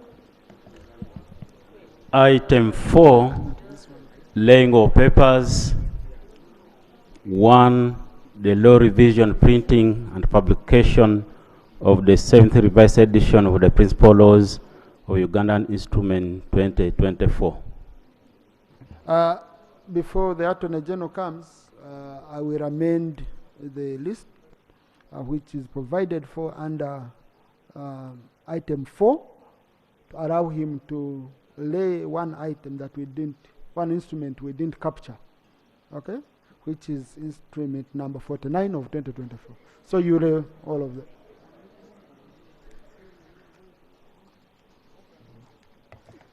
Right Honourable Speaker and Honourable colleagues, members of Parliament, I authorize the Uganda Law Reform Commission to prepare the 7th edition of the laws of Uganda. The Law Revision Act, Section 3.3, requires the Attorney General to lay before Parliament the statutory instrument authorizing the printing and publication of the revised edition. Further, Section 4.2 of the same Act requires the Attorney General to lay before Parliament for information the statutory instrument appointing the date on which the revised edition is to come into force. As required by Section 4 of this Act, I appointed the first day of July 2024 as the date on which the revised edition should come into force. Consequently, Right Honourable Speaker and Honourable colleagues, the 7th edition of the laws of Uganda came into force on the first day of July 2024.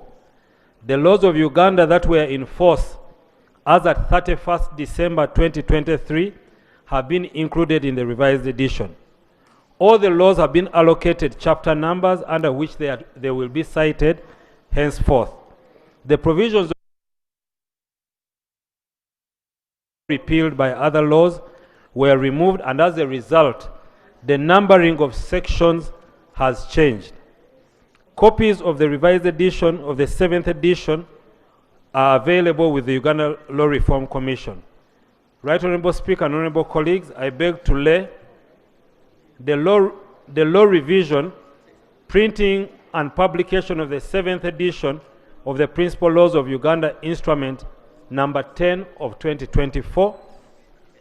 I beg to lay the law revision, commencement of the 7th edition Principal Laws Instrument number 49 of 2024. I beg to lay. Thank you, Attorney General. These are for information purposes. I therefore request the clerk to put them in the library so that each one of us can easily access them. Item 4.2, Parliamentary Pension Scheme Biennial Report for the period ended December 31st, 2023. Honorable Commissioner.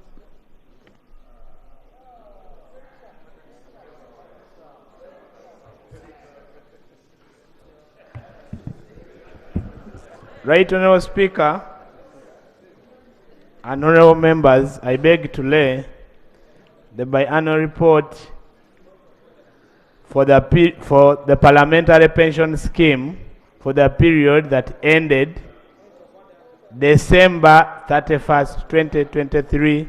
I beg to lay, Right Honorable Speaker. Thank you. This is for information purposes. Let it be put in the library for easy access. Item 4.3, Report of the Auditor General on the financial statements for the year ended 30th June 2023 of A, the road sector support project implemented by Uganda National Roads Authority, project number PG 3432 and the loan IDA number 200150032194. Commissioner. Right Honorable Speaker and honorable members, I beg to lay the report of the Auditor General on the financial statements for the financial year 30th, 2023 of A,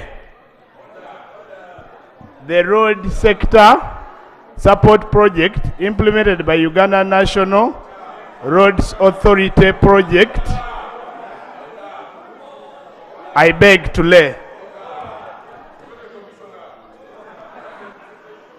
Right Honorable Speaker B, I beg to lay Kapchorwa Swam Road upgrading project loan under ADB. Right Honorable Speaker, I beg to lay. And C, I beg to lay, Right Honorable Speaker, Bebusegampiji Road Project. The report of the Auditor General. Right Honorable Speaker, I beg to lay. Thank you. Thank you, Right Honorable Speaker. The reports are referred to COSASE for further processing. Item 4.4, Assessment Report on compliance of the 20 Development Program budget from papers with the gender and equity requirement for the financial 2024-25. Honorable Minister for Gender.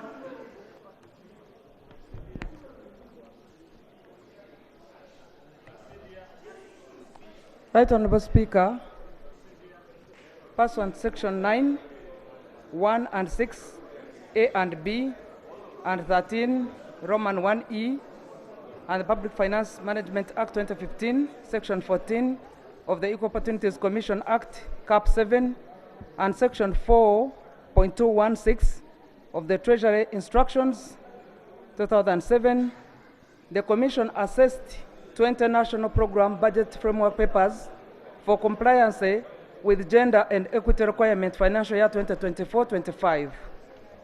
Out of 20 programs, 19 programs met the minimum requirements, while one program digital transformation. Honorable, we did don't not go into submit. those, please, we don't go into these details. Just lay, the Right, rules Honorable don't Speaker, provide for that. Yeah. I beg to lay the compliance report of the national programs, budget framework papers with gender and equity requirements.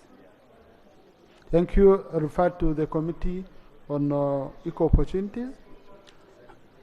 Item 4.5, assessment report on compliance of ministerial policy statements with the gender and equity requirements for the financial year 2024-25. Honourable Minister.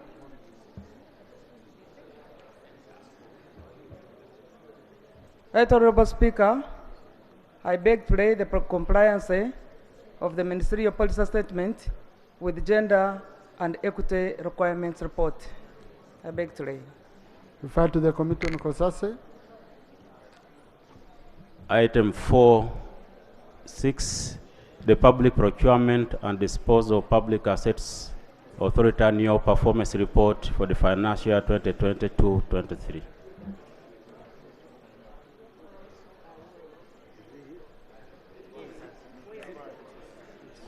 Government.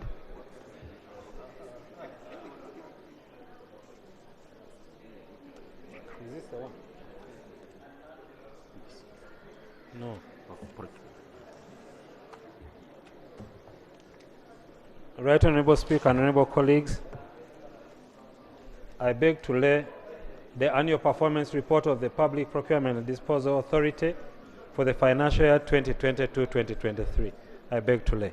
Thank you. Refer to the Committee on Finance for further consideration and report back to the House. Item 4.7, tax expenditure report for the period July 2023 to June 2024. Attorney General. 7.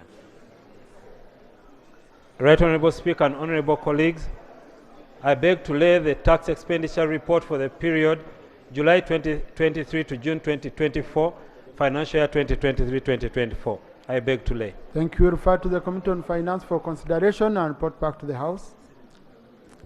Item 7A, to zero memorandum A on the report of the Committee on Public Accounts, Central Government on the Auditor General's report for the financial year 2021-22. Right, Honorable Speaker and Honorable colleagues, I beg to lay the Treasury Memorandum on the report of the Committee on Public Accounts, Central Government on the Auditor General's report for the financial year 2021-2022. I beg to lay. Thank you. Referred to the Auditor General as per Rule 221 of our Rules of Procedure. Item 4.8b, the report of the Public Accounts Committee commissions state authorities and state enterprises for the financial year 2021-22.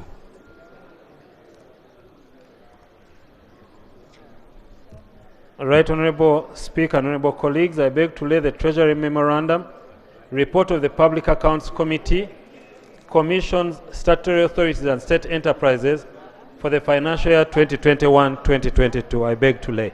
Referred to the Auditor General as per Rule 221 of our Rules of Procedure. Item 8C, the report of the Public Accounts Committee, local government for the financial year 2021-22.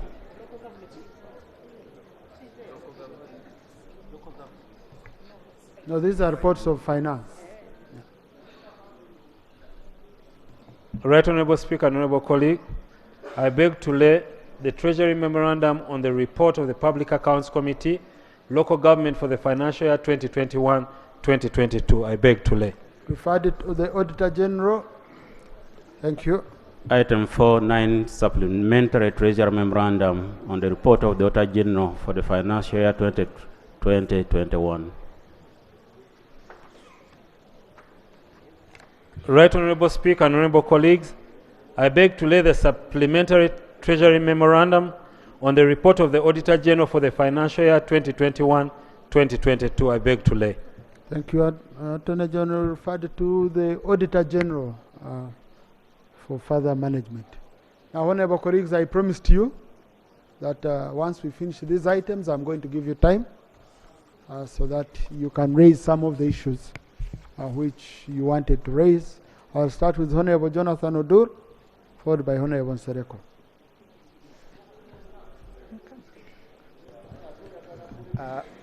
Thank you, Right Honorable Speaker.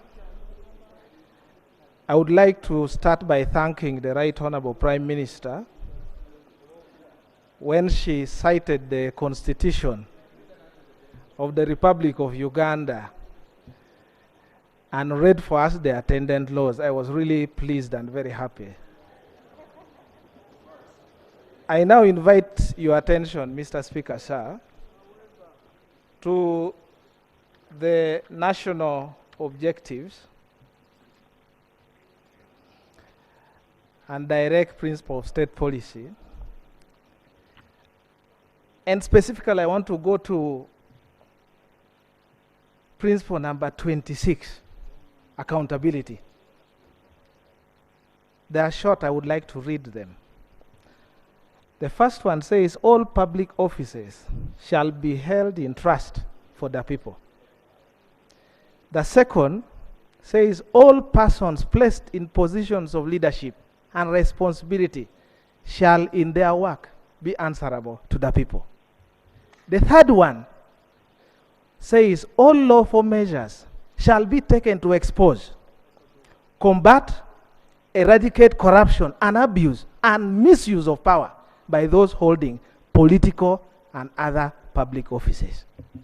This is the command of the Constitution that you, Mr. Speaker, you swore by in the oath for the office of the Speaker.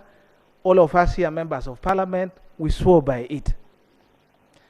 So I rarely thank the President, but I must thank him because recently, despite being the first citizen, he was driving around and people questioned him to provide answers by virtue of holding the office as a leader, as a political leader.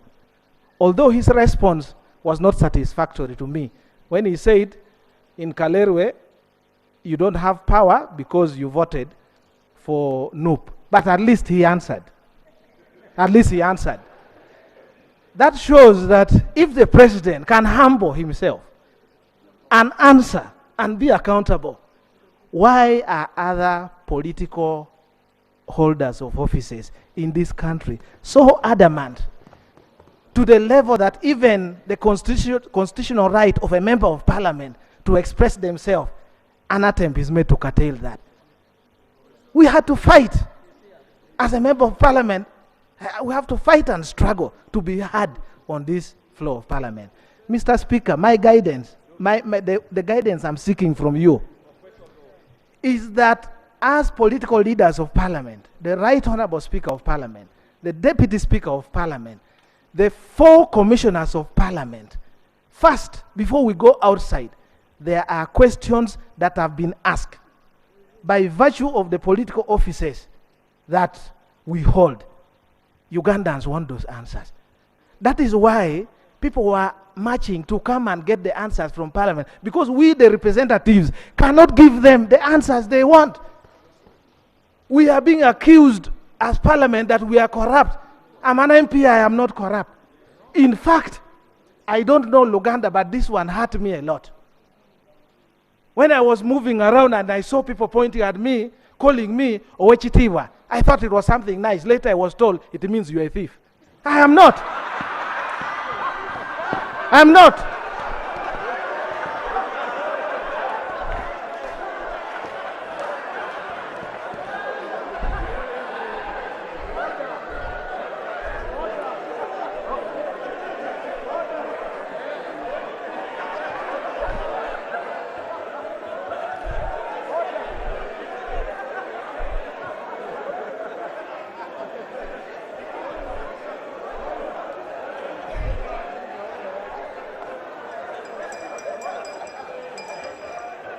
Order, honorable colleagues, let's listen to Honorable Jonathan.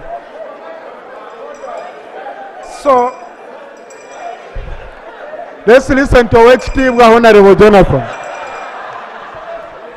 So, Mr. Speaker, Mr. Speaker, I'm just concluding. I'll give information to you later. Let me conclude on this serious matter. All I am requesting, all I am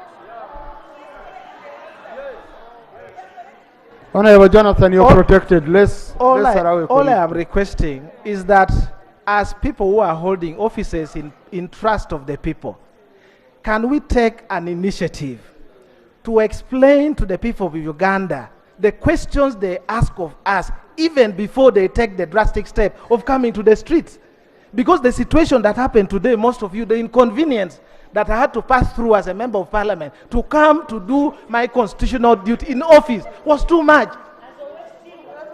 And we were being harassed.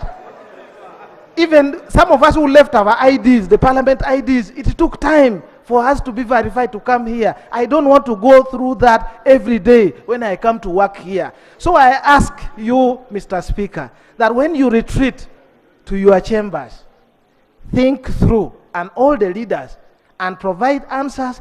If you have been accused of A, please try to provide an answer. We don't want Ugandans to come.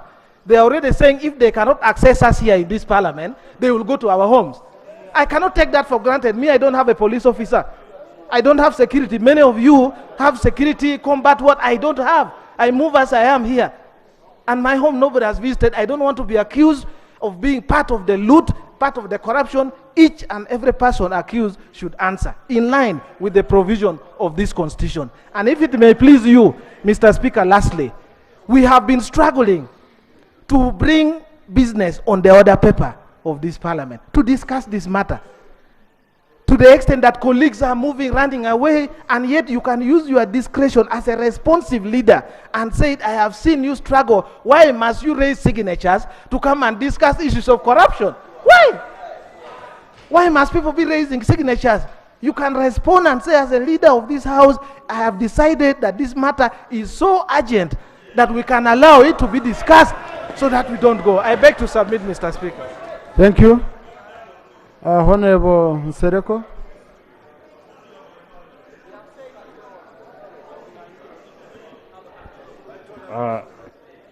Thank you, Right Honorable Speaker and honorable colleagues. I would like to thank you for the opportunity. Right Honorable Speaker and honorable colleagues, I would like to add something to what Honorable Dura has echoed. He has addressed the issue of governance. But we must address the real issue. The real issue that young people are grappling with is unemployment. For me, I'll speak for what my constituents are talking about. Our population is between 25 million people. We have 25 million people between the age of 17 and 64. And whenever you go back home, honorable colleagues, you will attest that nearly 30% of your constituents are presenting you with CVs and asking you to help them find jobs. Parents are grappling with the issue of looking at their children after graduating and being skilled and looking at them with the pain of having no access to opportunity. We can talk about change of leaders, we can talk about change of policies, but for as long as we do not address the issue of access to opportunity, then we shall not have addressed the real issue. Secondly, Right Honorable Speaker, when the traders closed as a result of the taxation, people laughed it off. The continuing pain of people losing their capital due to high taxation, due to high interest rates, due to lack of access to capital and factors of production, narrowing the gap for growth is just a recipe for poverty, and as a result, we shall have increased crime. As a result of increased crime, we shall breed repeated demonstrations day in, day out. Right Honorable Speaker, finally, the gap between the rich and the poor continues to grow. And for as long as it continues to grow, there is relevant discontent. Today we can lock up all the corrupt. Because if they are arraigned in the courts of law and proven that they are guilty, rightly so. The course of the law must take, the law must take its course. We as Parliament can do something because we've produced reports. The report of trade and tourism produced something, and here is the basis that government has used to apprehend some of the people. So someone cannot say that Parliament has completely done nothing. Maybe probably they are demanding for more, for much more accountability, and rightly so. The Honorable Du clearly said that people, after failing to access us here, they want to access us at our own homes. I support that. The member of parliament you elected must be accountable to you. Go to his home and ask him, why is it that this is the one being taxed? Rather than finding us in a group and say that whatever you're debating it collectively and accepting it collectively. Probably we say no to certain things, but we are not good enough to persuade some of you to agree with us. Therefore, if your constituent is discontented with what we are debating, I support them to come to your home and ask you as their member of parliament as to why they are unemployed, as to why they are highly taxed, as to why they are evicted and you have nothing to say. Rather than coming to burn down an institution that they seek to occupy. In any case, Right Honorable Speaker, there is a cycle of election. If someone is discontented today, my best advice to our young colleagues, 16 months are not far away. If your member of parliament has not performed, pick the nomination forms and contest against them and come and do better here. You can change what you want to change when you sit here. But for as long as you shun politics and leadership, you will never ask for accountability and get it. If you want to get it, take part. To our young children, we might have disappointed you here and there, but you have an opportunity to also contest, and you come to this platform and you debate your own way out. Thank you. Now, honorable colleagues, before I pick anyone else, and I will ask government later to make some responses, and I will also comment on issues to do with parliament.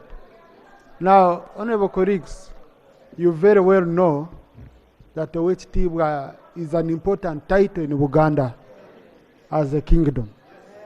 And it's very, very important to correct the record so that they don't meet Owech from Buganda and they run after him.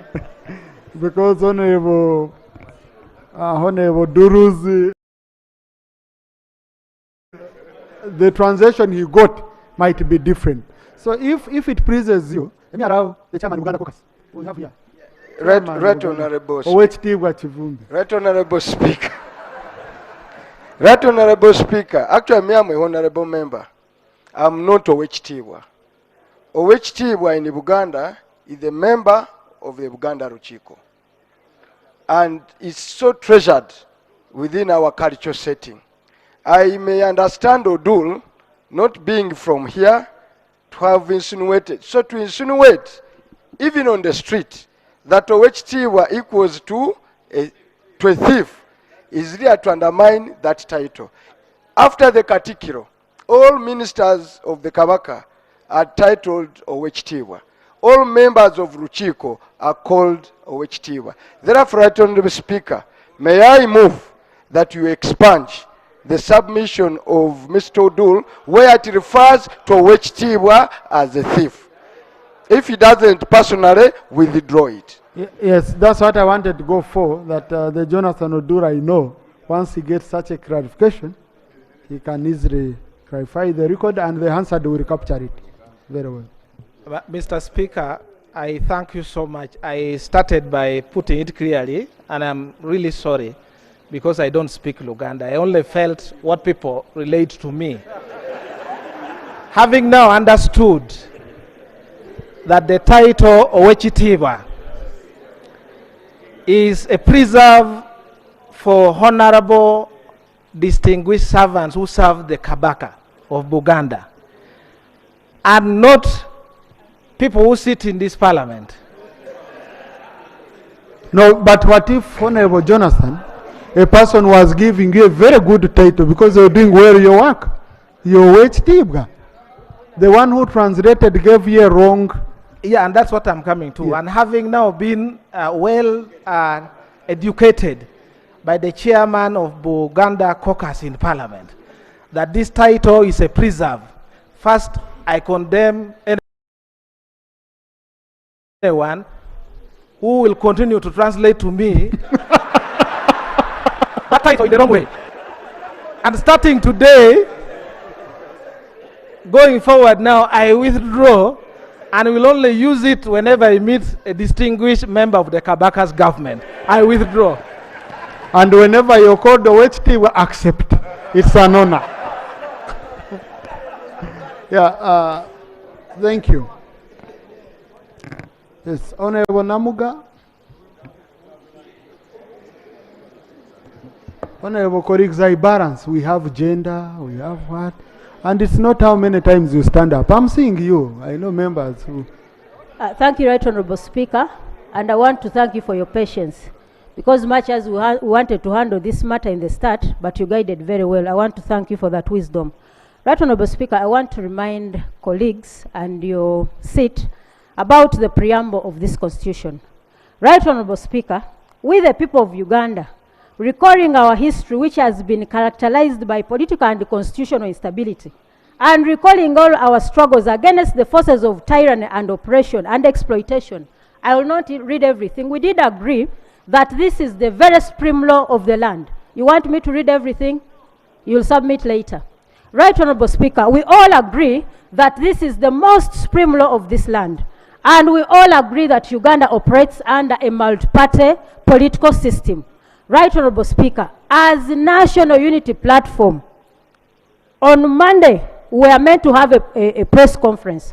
When we went yesterday, when we went to have the press conference, we found every color of uniform of police, of defense forces of this country. There was UPDF, there was police. The only uniform I didn't see was prisons, Right Honorable Speaker. And by yesterday, our colleagues were arrested. I was mistreated. Right Honorable Speaker, I agree by the submission of the Right Honorable Prime Minister that could be the police forces detected crime. But I thought the same force that you used to oppress us, the people of the opposition, would have been the same force you would have used to keep peace in that place so that we could hold the press conference. You had all the forces. You had the police, you had the army. You would have guided very well and have us in-house such that we could have the press conference. Right Honorable Speaker, the party wrote a letter requesting to have Kololo on 22nd as our place to celebrate the 4 years. And you denied us Kololo because you are innovating. We agreed. We went to Kavule, the party headquarters, that are well known to all of you colleagues. It is not our crime that as a party, you've not yet constructed headquarters. But we have a very big place, Right Honorable Speaker. We have a very big place and we could fit there. So, Right Honorable Speaker, if the National Unity Platform went ahead to have its party headquarters, is it a crime? Is it a crime for us to hold meetings in that place? And Right Honorable Speaker, as a leader of this House, and our colleagues are in prison, I thought this would be a matter of national importance to you as a Speaker. How can your members be held in prison for no good reason? Because we are operating under a multi-party system. And Honorable Speaker, I request you to guide. I don't know if the government wants to start giving directions on how the opposition should move. Namuga from home, you must go to here, from here get to the other place. If that is the direction, then write to us. And you formally inform us on how we should move. Guide on the direction. To Right Honorable Speaker, freedom of expression is a right non-negotiable to this country. Yes, very true. So, Right Honorable Speaker, for this House to sit today, when our youth, the Gen Zs that you like so much, and that is your generation, are being refused to march to this House, Right Honorable Speaker, to bring their petition. Right Honorable Speaker, people have been detained in several police stations. People have been detained. Right Honorable Speaker, are we proceeding very well? No, if we sit in this House when the law is totally being disbanded, We are acting out of the Constitution, outside the law, Right Honorable Speaker. Is it intentional on the side of the NRM to oppress everyone? Is it intentional? The Prime Minister should come out and explain, Madam, come and explain to this country. Why are you acting informally, even under where circumstances, when you know the law? You are here misinterpreting the law purely.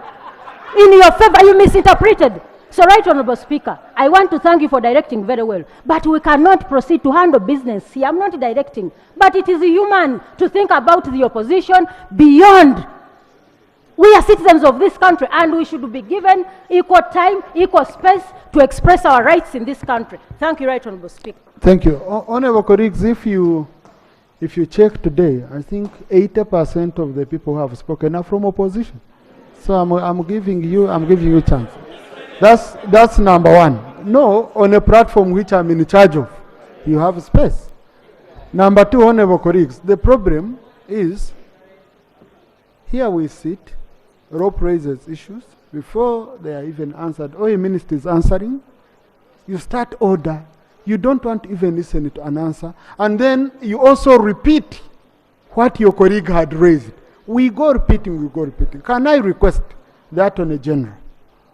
Can I request the Attorney General? Yes. So are they raising the same? Because you see, if we are repeating ourselves, okay? Yes. Because if you're saying yesterday they raided officers, colleagues are in prison, can't the Attorney General first clarify on that, guide us on that, and then if there are gaps, I give you chance. Sometimes when we listen, our issues are sorted. Yes. Attorney General, no, I'm going to give you a chance. Honorable Speaker. Please, Honorable. Right, Honorable Speaker. Oh.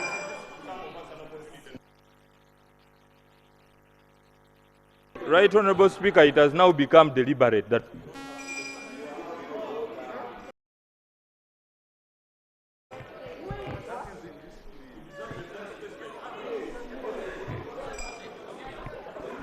I just wanted to know whether the member has now settled, if he feels he has been heard. Attorney General. Thank you very much, Right Honorable Speaker, honorable colleagues. Mine is to just guide on the issue of the colleagues who have been arrested. This rule about not discussing matters which are in court can be a good rule even for the person whom you think you are defending. I have sat here and listened to many versions of what transpired at the place where they were arrested. I have had also different versions of what transpired at that place. So in an attempt to think that you're doing them a favor, you may actually do them a disservice. So when these matters are in court, when you stand here and say this person was doing this and this and this, you have no idea what this person has told the police he was doing. So you may actually do them a disservice. So as is correct, they need to be handled in accordance with the law, but let's also manage ourselves in that same orderly manner for them. So, Right Honorable Speaker, if a colleague has been arrested, there are two things that we need to work to ensure. One, that the person has been detained in a place that is properly gazetted. And number two, that this person is not held longer than the period that the Constitution allows. I cannot stand here and say I know why they were arrested. But the framers of the Constitution, who are members of Parliament at the time, found it necessary to allow police in the Constitution the mandate to arrest someone when they have a suspicion that this person was going to commit an offense. So, whereas the opposition may look at everything with suspicion, always look at it with suspicion, you always need to sit back and think, what if they were right? What if they were wrong? So let us allow the police the opportunity to do that. That's what I was given. That's what I was requested to give. Yes. It is. I'm not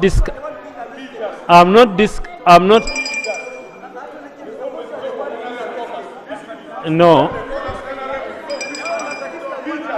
No. You see, when we speak like that, even that is not good. If you want to share with me, you will share with each other with respect. And my view, just like yours, needs to be listened to. Honorable, yes. Honorable Sechi. Honorable Sechi.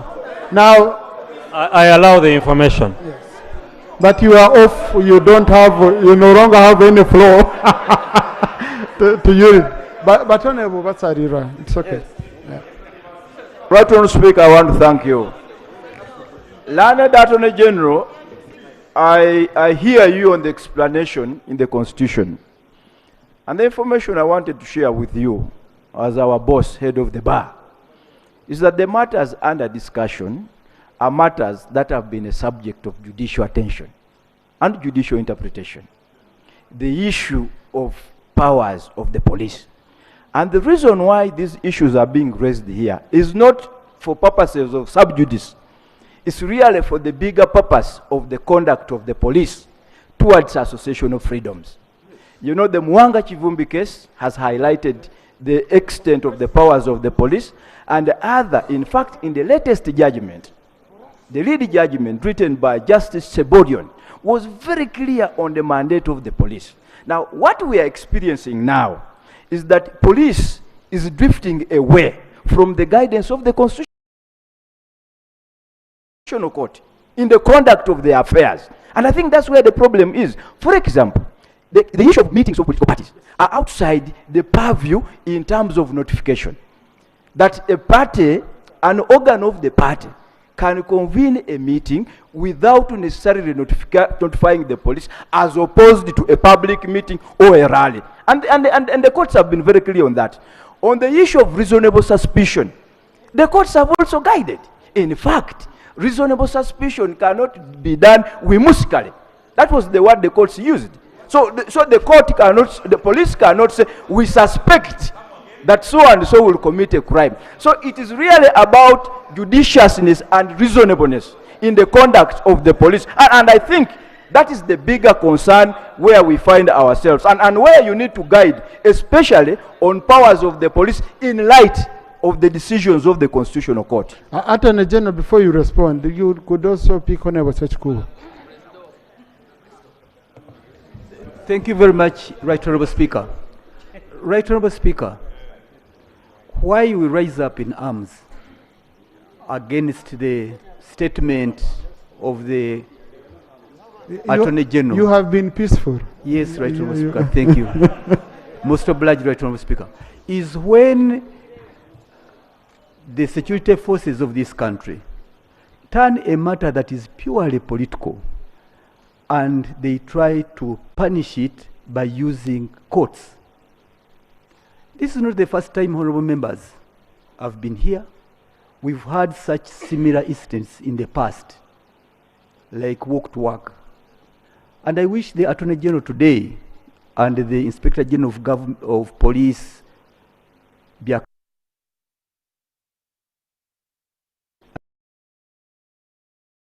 IGP Ochola. There are instances where even if you suspect, you can keep these members. At a reasonable time, you set them free. Like usually, they used to curtail the opposition by holding them until late hours in the night when there was nobody to walk home with. They are taken to their homes. That wasn't the best. We condemned it. But here, where the Attorney General looks in the camera and says he's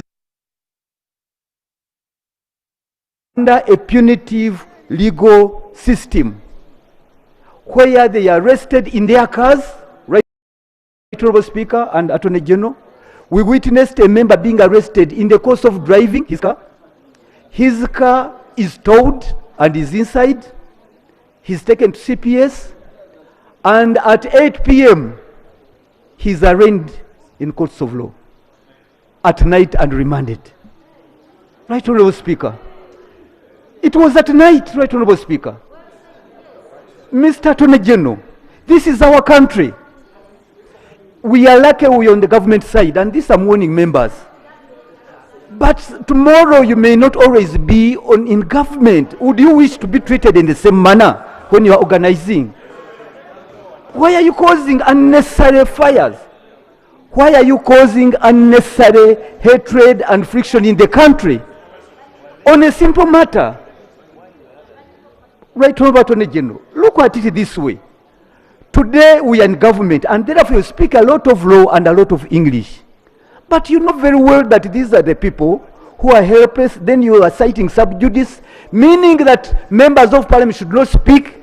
They should allow theirs to go in prison. And I think this is not fair. So once you are meeting your colleagues, be fair to us. Thank you, Honorable. Be fair to Parliament. Honorable, and then they respond. I want to thank you. Right Honorable Speaker, I want to thank you for the opportunity. Adjust the microphone where Honorable. Right Honorable Speaker, first of all, I want to thank you for the opportunity. Secondly,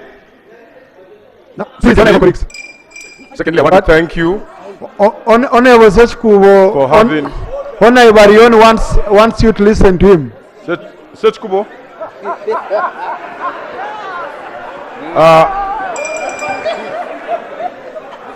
Now, no, please, Honorable, please, don't cause excitement. Honorable Sechkubo, you were hard in silence. Let's listen to Honorable. Yeah. Please, let's not exchange. Yeah. Honorable. Thank you so much, Speaker.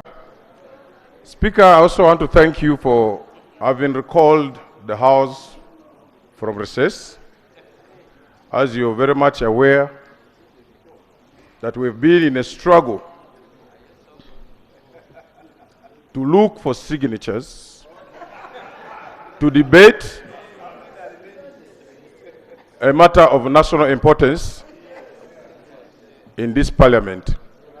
I want to thank God that from 0, we went up to 172. We are left with 5. We pray to God that we get the 5.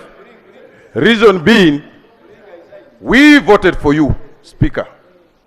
The Speaker and you, we voted for you to chair this House neutrally.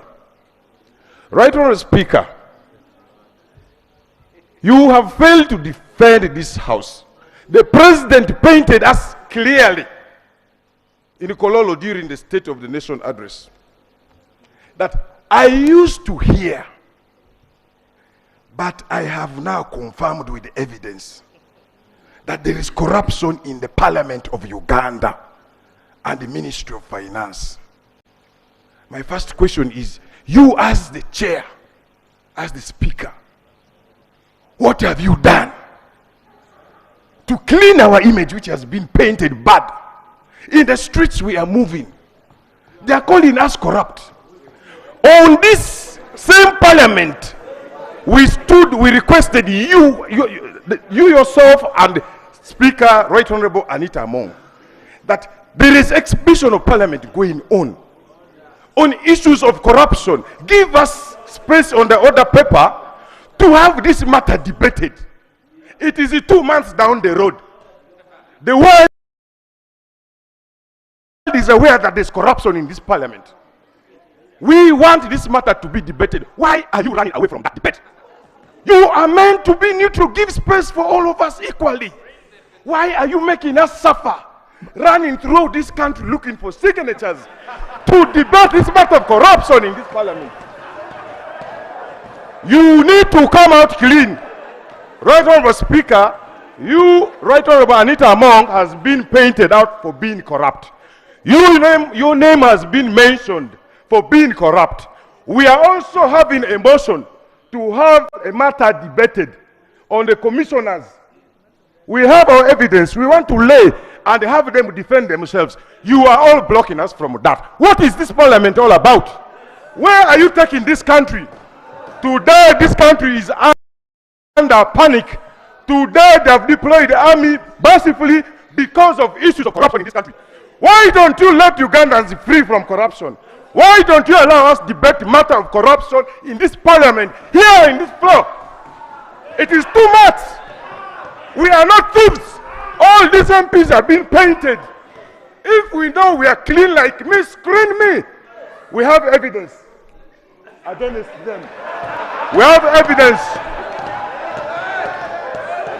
So we need this matter be debated. You need to clean your name. Deputy Speaker yourself. Anita Mong needs to clean her name. The commissioners need to clean their names. The ministers need to clean their names.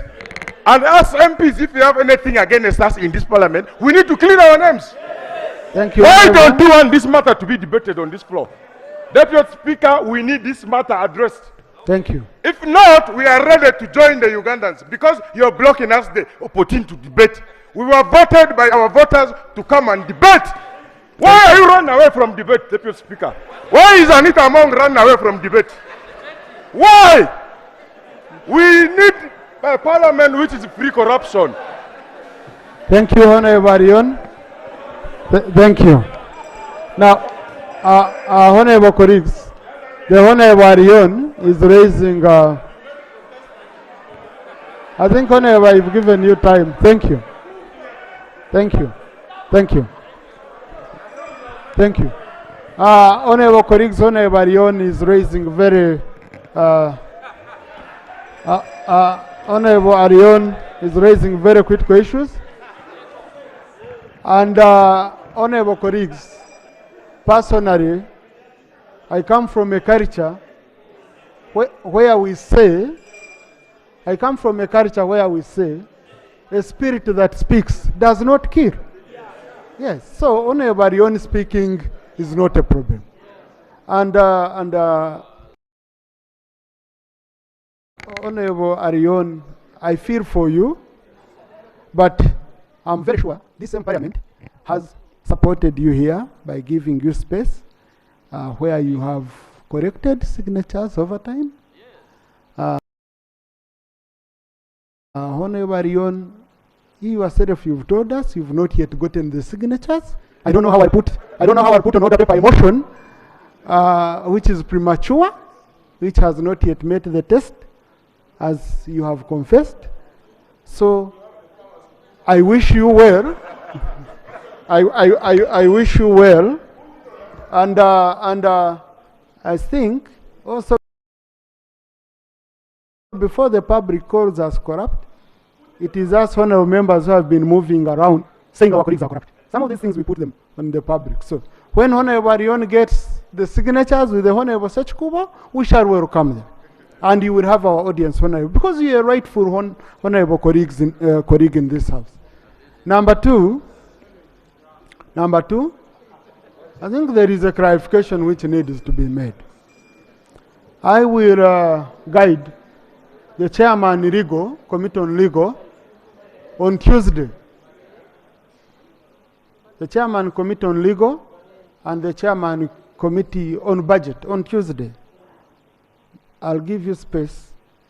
You inform members because things continue moving around, you know, because what is important is what is in my heart. Me, if you call me corrupt when I'm not corrupt, it's not, no, I don't need to, because you've not tabled evidence of me being corrupt.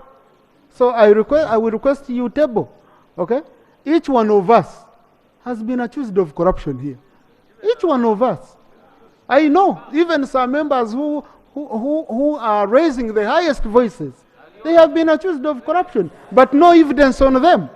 And that's why the president has been very clear. He waits for evidence. For those members whom he has gotten evidence that he considers is credible, he has taken action. So I will request the chairman committee on legal and the one for budget on Tuesday. You come, you explain on these issues which have been perceived as if people sat colluded and did whatever they wanted to do. I think that clarification is very, very important. No, they are not, especially on the issue of commissioners. Okay? So I will do that. And then finally, Honorable Macho, and then Attorney General comes in. Oh, and I also want to pick, yes, Honorable Chibaja, Honorable Kwizera, Honorable Muwuma, Honorable Independent. Yeah. Honorable Speaker, We are still here, Honorable I colleagues. seek your protection. It's Honorable just Speaker. 4 p.m. Honorable Speaker, Honorable Speaker, I seek your protection. My brother, I'll give you information. I'll give you time. I'll give you time. Right, Honorable Speaker, I really want to thank you for the opportunity you have availed to me. I was over the weekend in Busia, and I was lucky to cross to Kenya.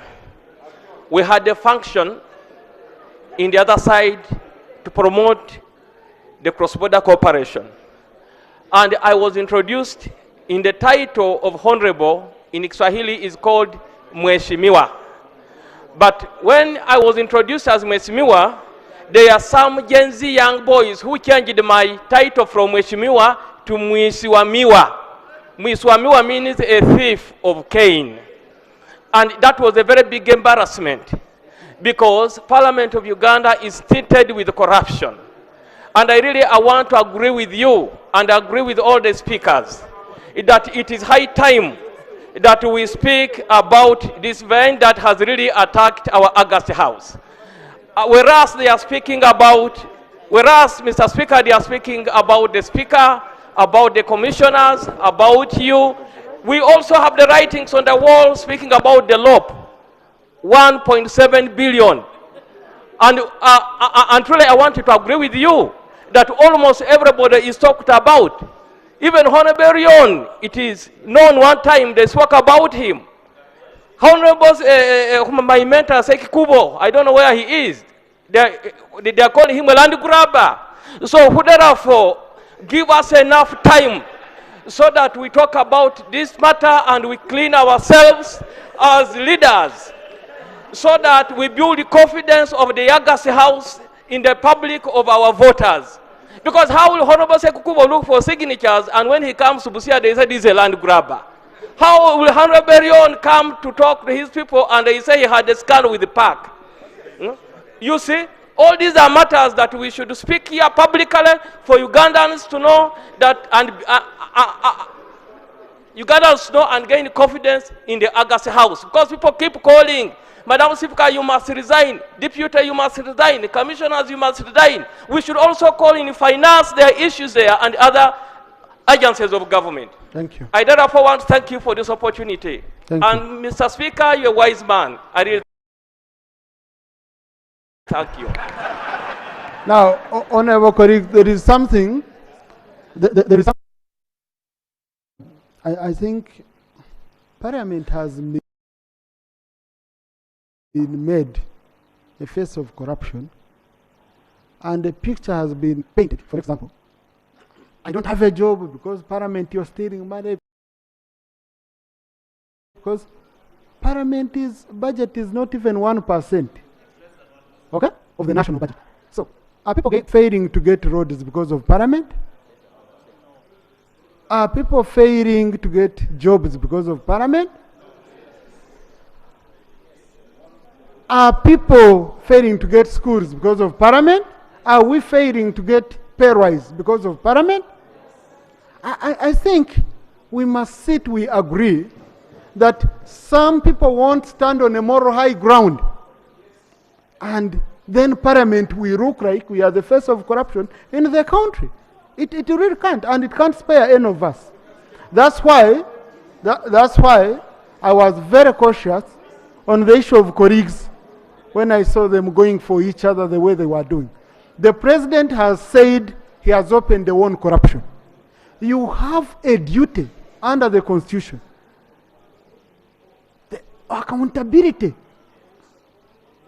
We have accountability committees. What are we losing? Let us support the president and we show him we are your ally on this. And then we don't look bad. So that is not about executive, parliament, and all that. No. The president is very clear on corruption. So let's all of us play our role. Attorney General, first clarify the other issues. I just thank you very right honorable speaker and colleagues. Colleagues, the issue before us of corruption is not partisan.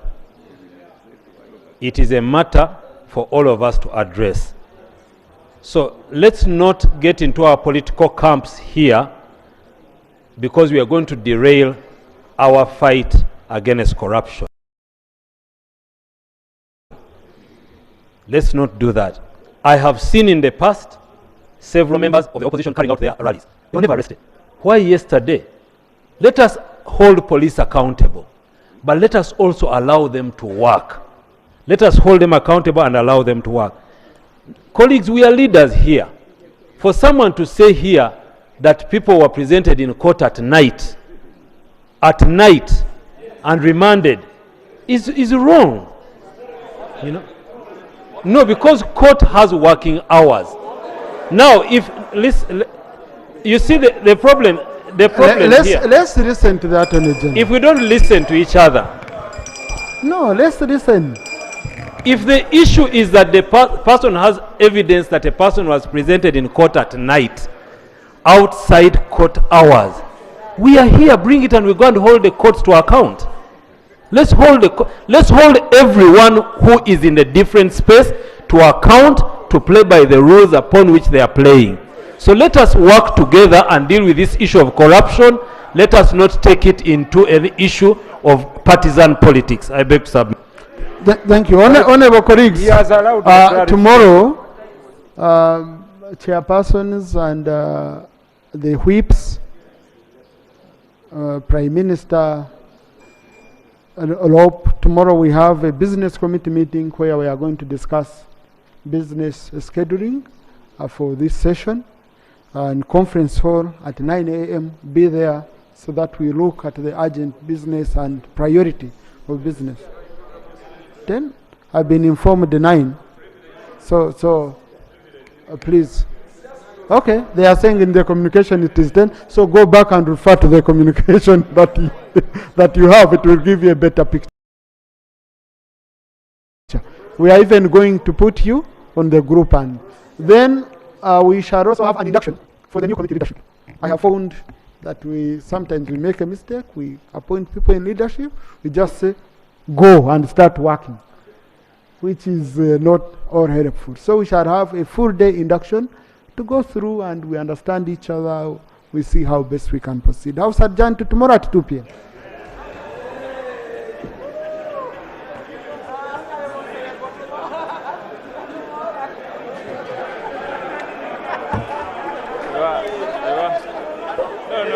No. What is going on?